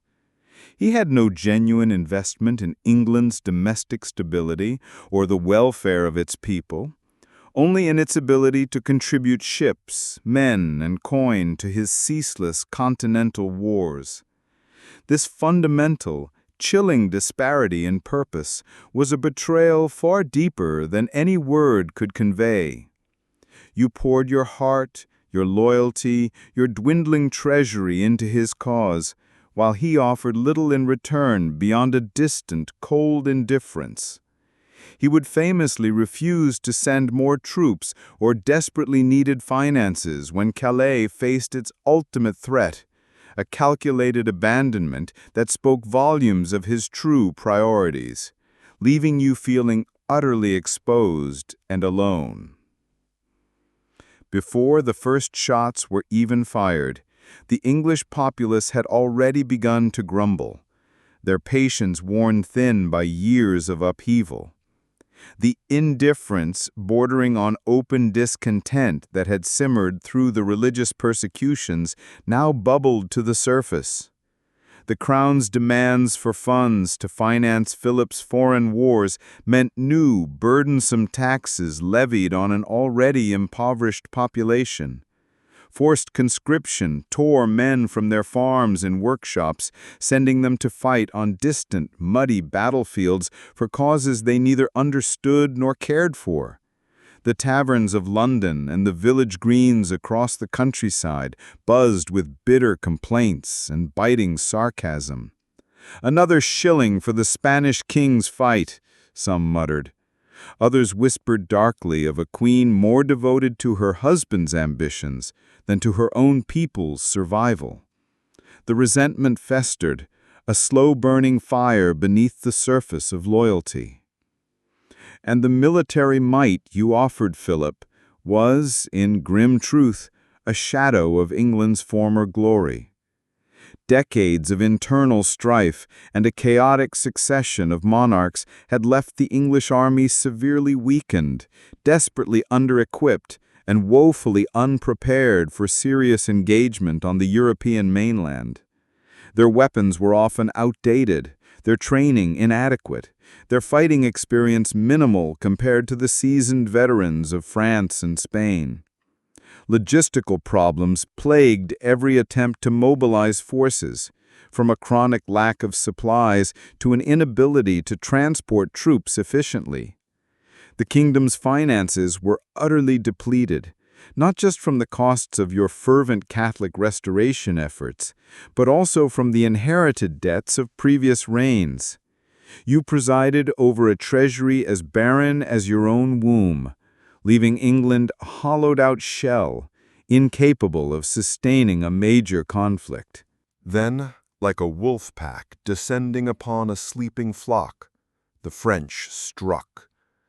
In the brutal chill of January 1558, the formidable French forces, under the brilliant and ruthless command of François, Duke of Guise, launched a surprise siege on Calais. His tactics were a masterclass in swift, decisive brutality, exploiting the element of surprise with cunning precision. His regiments appeared seemingly out of nowhere, surrounding the beleaguered fortress before England could even properly react. Inside the ancient walls, the English garrison, caught entirely unawares, their vigilance dulled by years of peace and a dangerous sense of security, found themselves immediately overwhelmed. Life within the besieged fortress quickly devolved into a living hell. Food and fresh water rapidly dwindled, replaced by the gnawing pangs of hunger and thirst. Disease, the silent killer of any siege, began to sweep through the ranks of soldiers and the civilian population, weakening the defenders further. The constant, earth-shaking bombardment of French artillery turned days into a deafening nightmare, and nights into a terror-filled vigil. Despair, a chilling fog, settled over the desperate inhabitants as the French cannons relentlessly pounded the ancient stone. The desperate pleas for help from the besieged fortress echoed unheard across the tumultuous channel.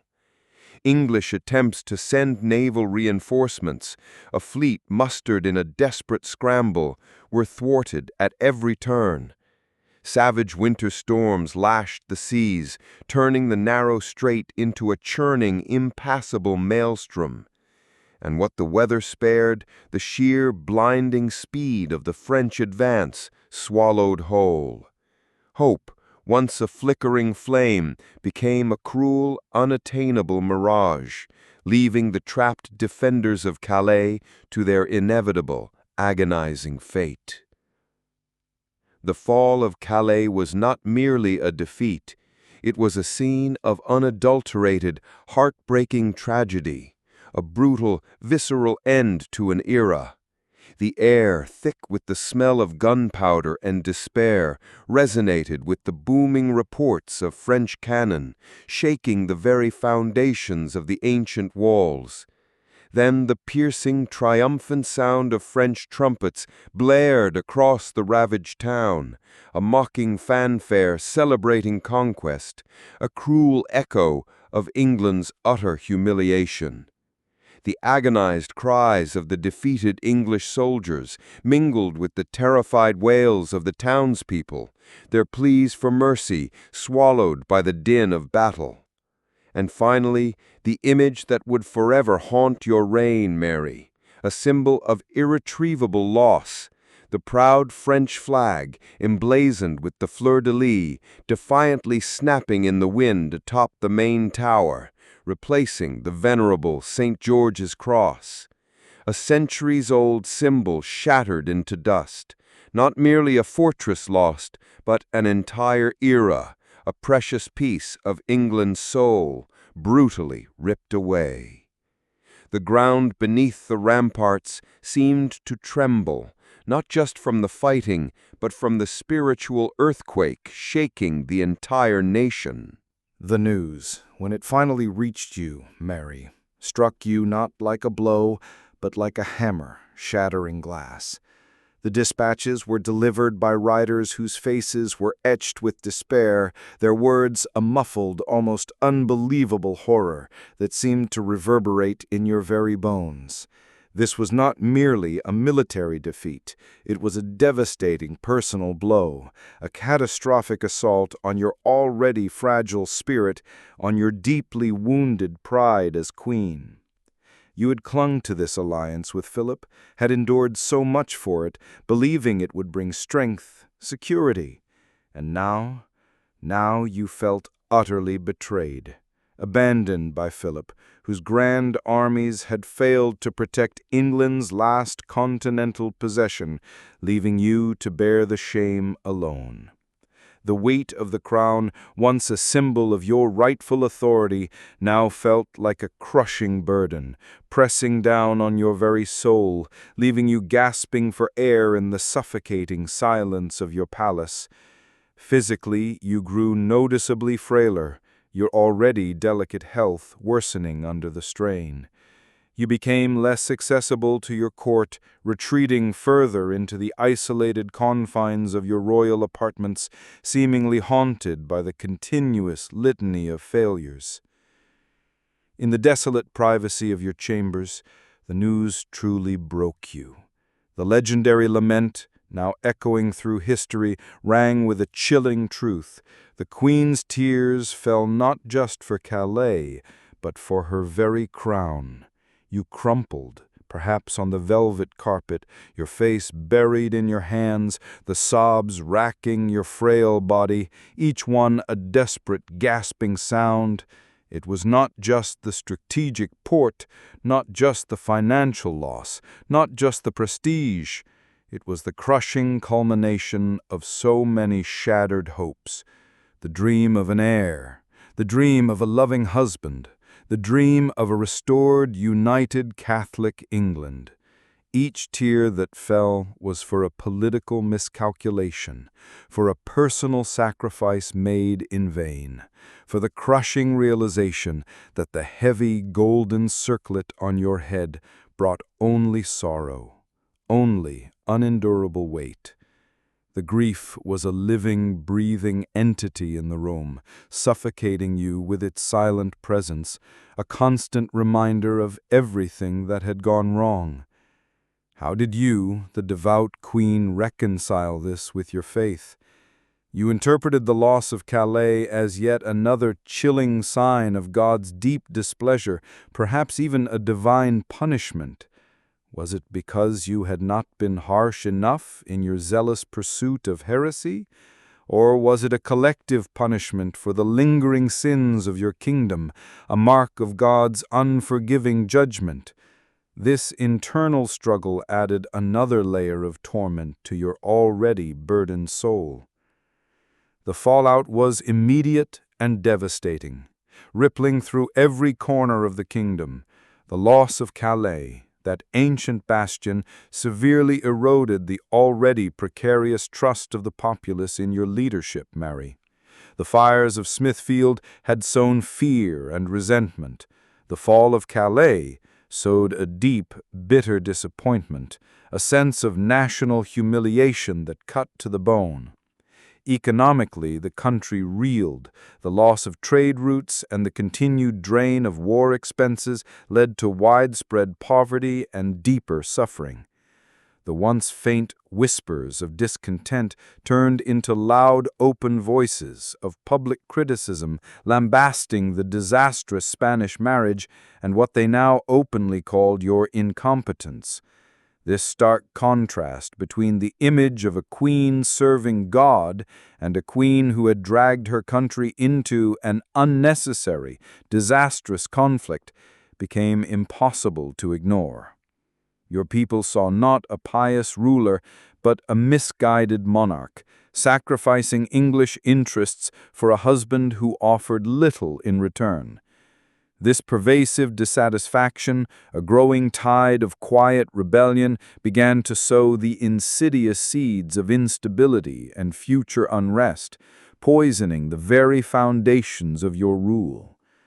Thus, the shattering loss of Calais stood as one of the most undeniable, most heartbreaking signs of the irreversible decline of your reign, Mary. It was a bell tolling for the twilight of your rule, a stark and brutal prelude to the gathering darkness that would soon envelop your life, leading inexorably towards your end. The illusion of control, the very bedrock of your royal will, began to crumble, not with a sudden crash, but with a slow, agonizing erosion. After the unutterable loss of Calais, a wound that festered not just in the nation's pride, but in your very soul, Mary, your physical form started to betray you in increasingly cruel ways. The intermittent ailments of your life, once manageable vexations, morphed into a relentless siege of chronic pain. A constant companion that gnawed at your strength, day and night. The pain, you knew, was like cold, sharp pins piercing through, or insidious embers burning deep within your very bones. It was a living entity consuming you from the inside. The fatigue was no longer mere weariness, but a thick, suffocating fog, swallowing every flicker of energy, transforming each movement, each breath into a grueling ordeal. A visible tremor often ran through your hands, uncontrollable. Your face, once stern and resolute, was now sallow as wax, your eyes sunken deep from ceaseless, tormenting insomnia. Your magnificent palaces, symbols of power and safety, ironically became the gilded cage of your suffering, a royal prison forged by your own decaying health. The opulent, velvet-draped rooms, once spaces of grand ceremony, now felt suffocating, their heavy tapestries pressing in on you. Even the softest sounds, the distant whispers of ladies in waiting, the rustle of a gown, the measured tread of a guard in the corridor, were amplified, echoing through the silence like relentless reminders of your deepening solitude. The most learned physicians of the age, men of great renown, gathered in tense, whispered consultations outside your bedchamber, their faces etched with grave concern. They administered countless useless remedies, concocted from rare herbs and arcane minerals, offering little more than false hope. You could see the worried, helpless glances they exchanged as they filed out of your room. Their diagnoses, like ancient incantations, no more, unable to dispel the specter of illness that clung to you like a shroud. This profound helplessness, shared by both monarch and healers, underscored not just your personal vulnerability, but the very limits of human knowledge against the relentless tide of fate. The spiritual void within you deepened with each passing day, mirrored by the increasingly distant reality of your marriage. Philip II, your husband, your hope, became a mere ghost, haunting the fringes of your life. Even when he was physically present, his attention was rigidly fixed on the intricate chess game of continental politics, his interest in England and in you purely transactional. His letters, when they deigned to arrive, were not just cold, formal missives, but constant, thinly veiled demands for more English soldiers, more English ships, more English gold to fuel his endless wars against France. Each time he departed your shores was not merely a journey, but a deep, tearing cut into your already wounded heart. Each ship that carried him away seemed to pull a piece of her soul with it, leaving behind a raw, echoing void, a constant, agonizing reminder of his profound disinterest. This deepening sense of abandonment was echoed by the slow, insidious alienation of your own court. The smiles of your courtiers grew strained, their courtesies hollow, their voices devoid of genuine warmth. Their eyes, Mary, frequently darted toward your half-sister, Elizabeth, a figure of growing significance, a silent, living alternative. You, once the undisputed center of power, found yourself now at the heart of an ever-widening circle of solitude, where reverence was a mere formality, and loyalty a fragile, brittle thing, ready to shatter. The lavish royal feast still took place, but the laughter felt forced, the music a hollow echo in a hall heavy with unspoken apprehension. The departure of your most trusted confidants, those who had weathered the storms with you, further amplified your isolation. The death of Bishop Stephen Gardiner, your fiercely loyal Lord Chancellor, was a grievous blow, robbing you of his sharp intellect and political acumen. Then came the devastating loss of Cardinal Reginald Pole, your spiritual guide and closest advisor. Each passing was not just a personal bereavement, but the loss of an irreplaceable part of your intellectual and political scaffolding, leaving you more utterly alone to grapple with the kingdom's spiraling misfortunes. As your personal agony deepened, so too did the suffering of your realm, descending into a terrifying chaos.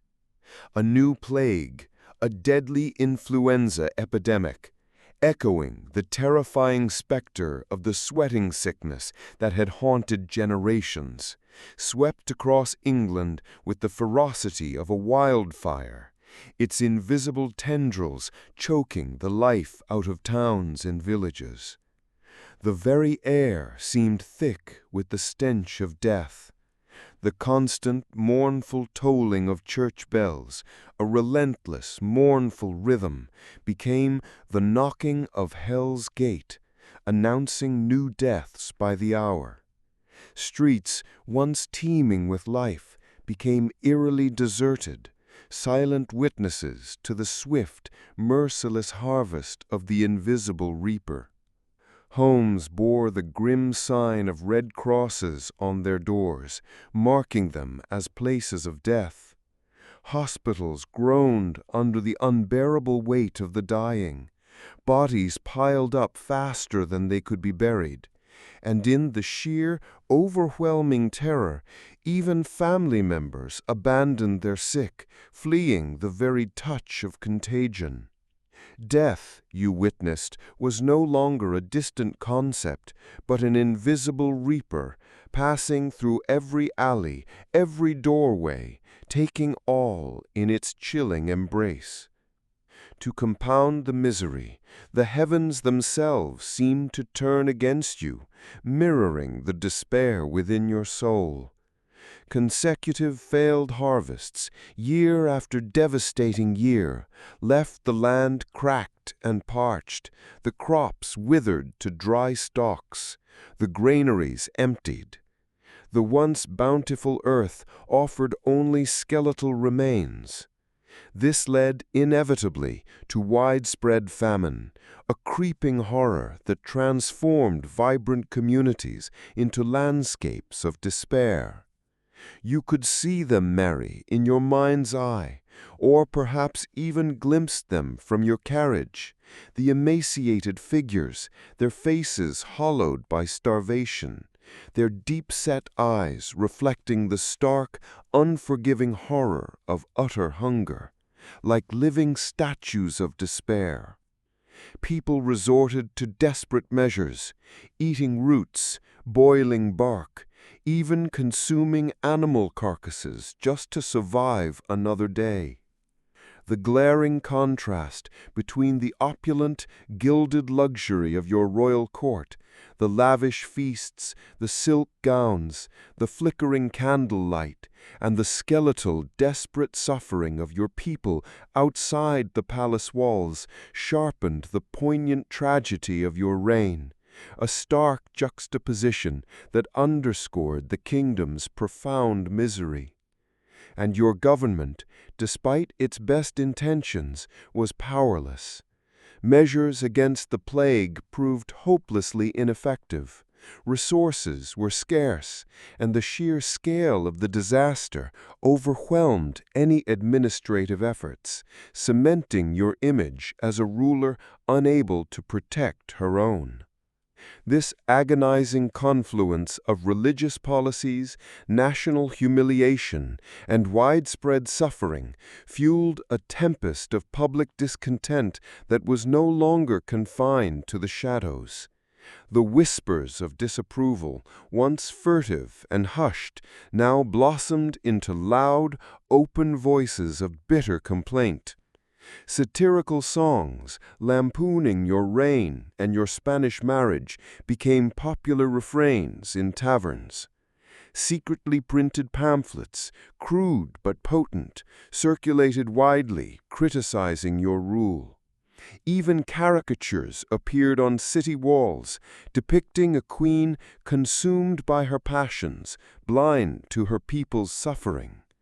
The populace began to interpret these unending calamities, the plague, the famine, the loss of Calais, not as punishments for Protestant heresy, as you believed, but as God's direct wrath upon your rule, Mary, a divine judgment for your relentless brutality and misguided alliance.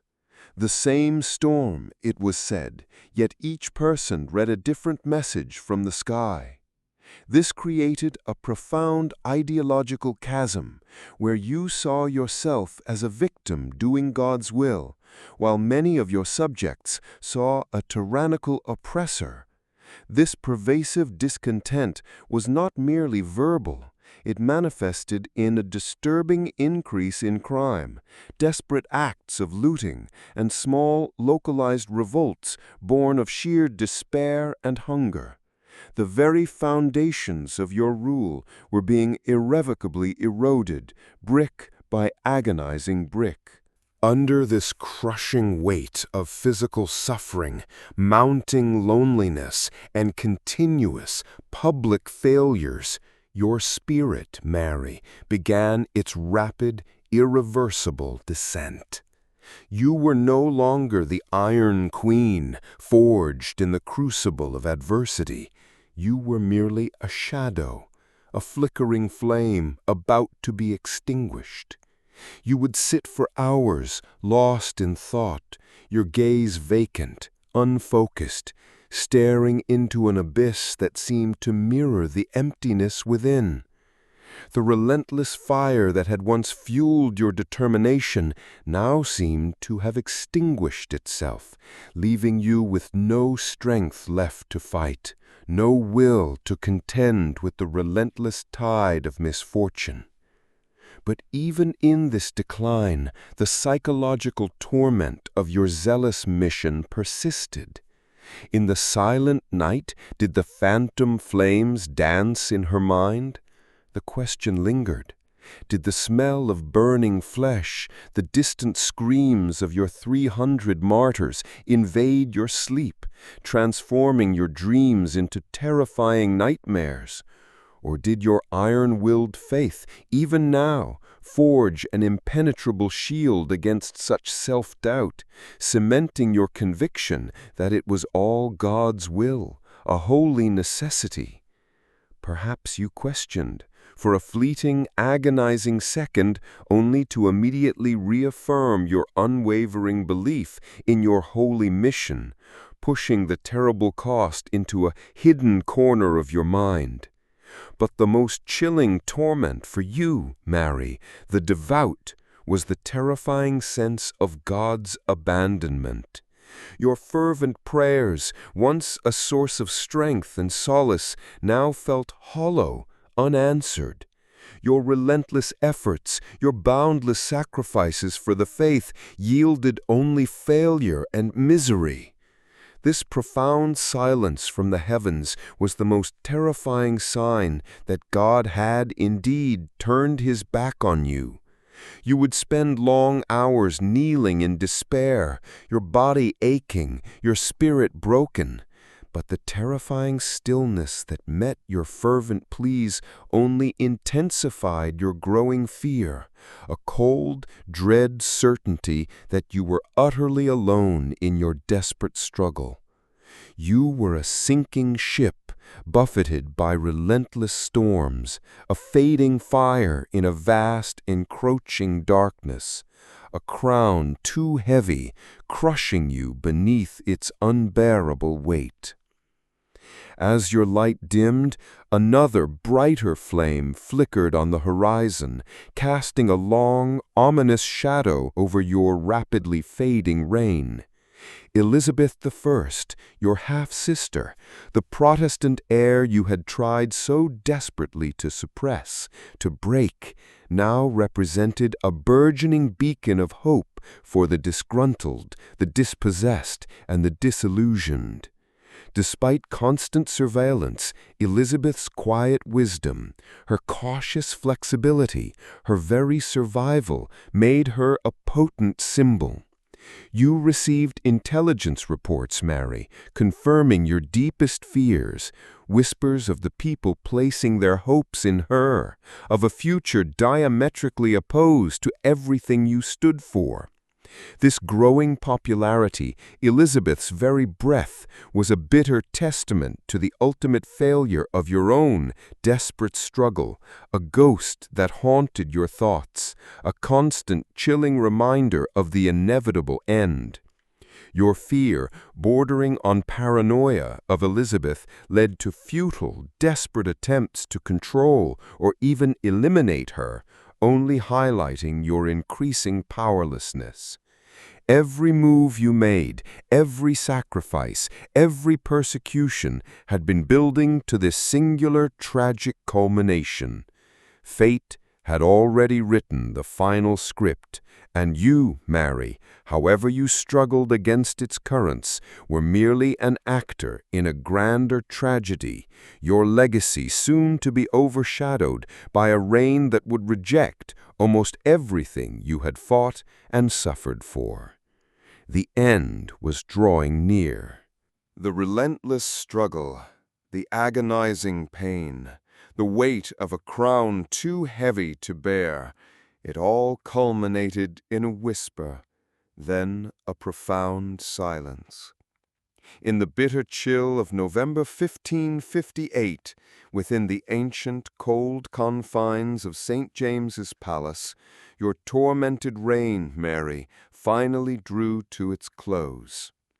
The final moments were not dramatic, no grand pronouncements, no last desperate prayers for an heir. Instead, it was a quiet, almost imperceptible cessation, a weary sigh escaping your lips as your body, ravaged by sickness and sorrow, surrendered.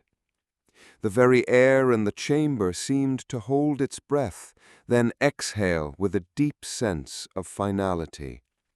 Only the ancient, unblinking walls of the palace, steeped in centuries of royal joy and despair, knew the true depths of your unfulfilled longings, the vastness of the dreams that died with you. The news of your passing rippled through the palace, not with shock, but with a quiet, almost anticipatory solemnity.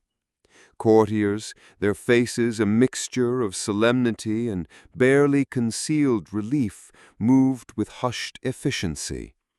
The announcement was made with a speed that defied the gravity of the moment, a stark contrast to the bloody, desperate struggle you had endured to claim your own throne.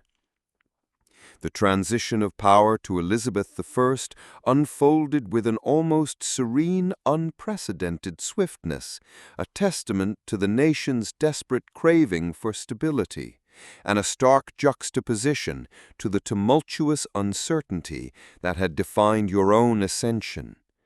And then she appeared.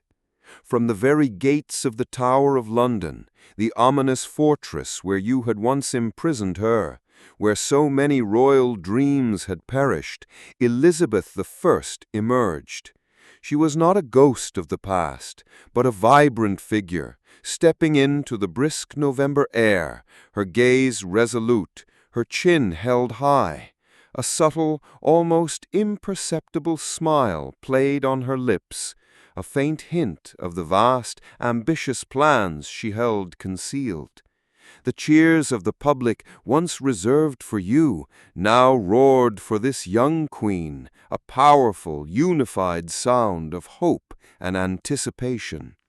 It was a stark, almost deafening contrast to the muted skepticism and bitter discontent that had become your constant companion in your final years. This was not merely a change of monarch, it was the new dawn after your fading flame, a vibrant, unapologetic break from the solemn, blood-soaked path you had so diligently carved. In death, your colossal efforts to restore the old faith, Mary, revealed their tragic futility. You had pursued your divine mission with an unyielding zeal, ordering the burning of over 300 Protestants at the stake, each flame a desperate prayer, a brutal attempt to purify England. Yet, despite such extreme measures, your fervent dream of a purely Catholic England remained utterly unfulfilled. The very fires you lit, meant to purge heresy, instead forged a steely resolve in the hearts of Protestants. England, though scarred, would not return to the embrace of Rome. Instead, it would continue its Protestant journey, albeit under Elizabeth's more pragmatic, conciliatory hand, a path of compromise you would never have countenanced. Your legacy, therefore, became a powerful, tragic testament to the limits of royal power against the tide of conviction. And so, etched in the annals of history, became the chilling epitaph that would forever define you, Bloody Mary. It was a name that solidified your image, overshadowing your personal piety, your fervent belief, your deep-seated conviction. Despite the complex, deeply personal motivations that drove you, your unwavering faith, your childhood traumas, your desperate need for a Catholic heir, the brutality of the persecutions etched itself onto the national consciousness, rendering your reputation, for many, irrevocably stained. It was a name whispered in fear for centuries, a chilling nursery rhyme that taught generations the consequences of religious extremism. Your life, Mary, for all your unwavering devotion and strength, was a tapestry woven with threads of profound personal and political failures. You desperately yearned for a successor, an heir who would secure the Catholic future of England, but your body betrayed you, leaving no child to inherit your crown or your convictions. Your marriage to Philip, the alliance you staked everything upon, proved to be an unhappy, calculating union, a source of isolation rather than solace. The crushing loss of Calais, that ancient, symbolic foothold on the continent, was a national humiliation that deepened public disillusionment. And the widespread discontent of your subjects, fueled by religious persecution, famine, and war, became a constant, suffocating cloud over your reign. You were a queen of immense resilience, of devout faith, yet you failed in almost every one of your grandest objectives, a tragic figure caught between an unyielding past and an unstoppable future. The stark juxtaposition between your reign and that of your sister, Elizabeth, is perhaps the most enduring part of your story. You, Mary, were unyielding, a monarch haunted by the past, desperately clinging to the old faith, convinced that truth lay only in the ancient ways. You saw the world in absolutes, your spirit forged in the fires of unwavering conviction. Elizabeth, by contrast, was a master of flexibility, a pragmatist looking firmly towards the future, choosing a path of uneasy compromise, of careful navigation. She embraced ambiguity where you demanded certainty. You were the fading flame, clinging to tradition. She was the new dawn, embracing change. The question lingers, echoing through the centuries. Will history be fair to Bloody Mary, or only remember her through the fires she lit? It is a rhetorical question, yet it invites us, the audience, to look deeper, beyond the harsh epithet, to truly contemplate the woman behind the crown. And this leads us to a crucial, nuanced perspective of Mary. Despite the undeniable harshness of your legacy, a truly empathetic lens reveals a figure more complex than the chilling moniker suggests. You were in many ways a victim of circumstance, a woman shaped by the profound wounds of a tumultuous childhood, scarred by the rejection of your father and the constant threat to your legitimacy. You lived in an era of terrifying religious upheaval, a time when belief was not merely a personal choice, but a matter of eternal salvation or damnation, a political weapon wielded with lethal force. In your unwavering conviction, you believed you were doing God's will, carrying out a sacred mission to save England's soul, however brutal the consequences. You were not at your core a sadist, but a woman driven by a fierce, if misguided, sense of duty, leaving behind a legacy that continues to provoke debate and contemplation. Ultimately, your story, Mary, is a powerful illustration of the spiral of history, where every action, every decision, no matter how profoundly intended, generates its own cascading consequences, irrevocably shaping the future. Your reign, though tragically brief and marked by immense upheaval, was a crucial, inescapable link in the chain of English destiny. It was the dark, necessary prelude to the celebrated golden age of Elizabeth, a period that would flourish precisely by rejecting the rigid certainties you had so fiercely championed. And so we conclude this epic journey, Mary, the tale of Mary I, crowned in fire, forged in pain. It is the profound narrative of a crown stained with blood, both shed by your command and endured by your spirit. It is the story of a heart battered and broken by betrayal, by loss, by the sheer overwhelming weight of a monarch's duty. You were a woman who lived and died for what you believed in, leaving behind a legacy that remains eternally controversial yet undeniably unforgettable. Your shadow, dark and complex, stretches across the centuries, a constant reminder of the human cost of power, faith, and the relentless, unforgiving march of history.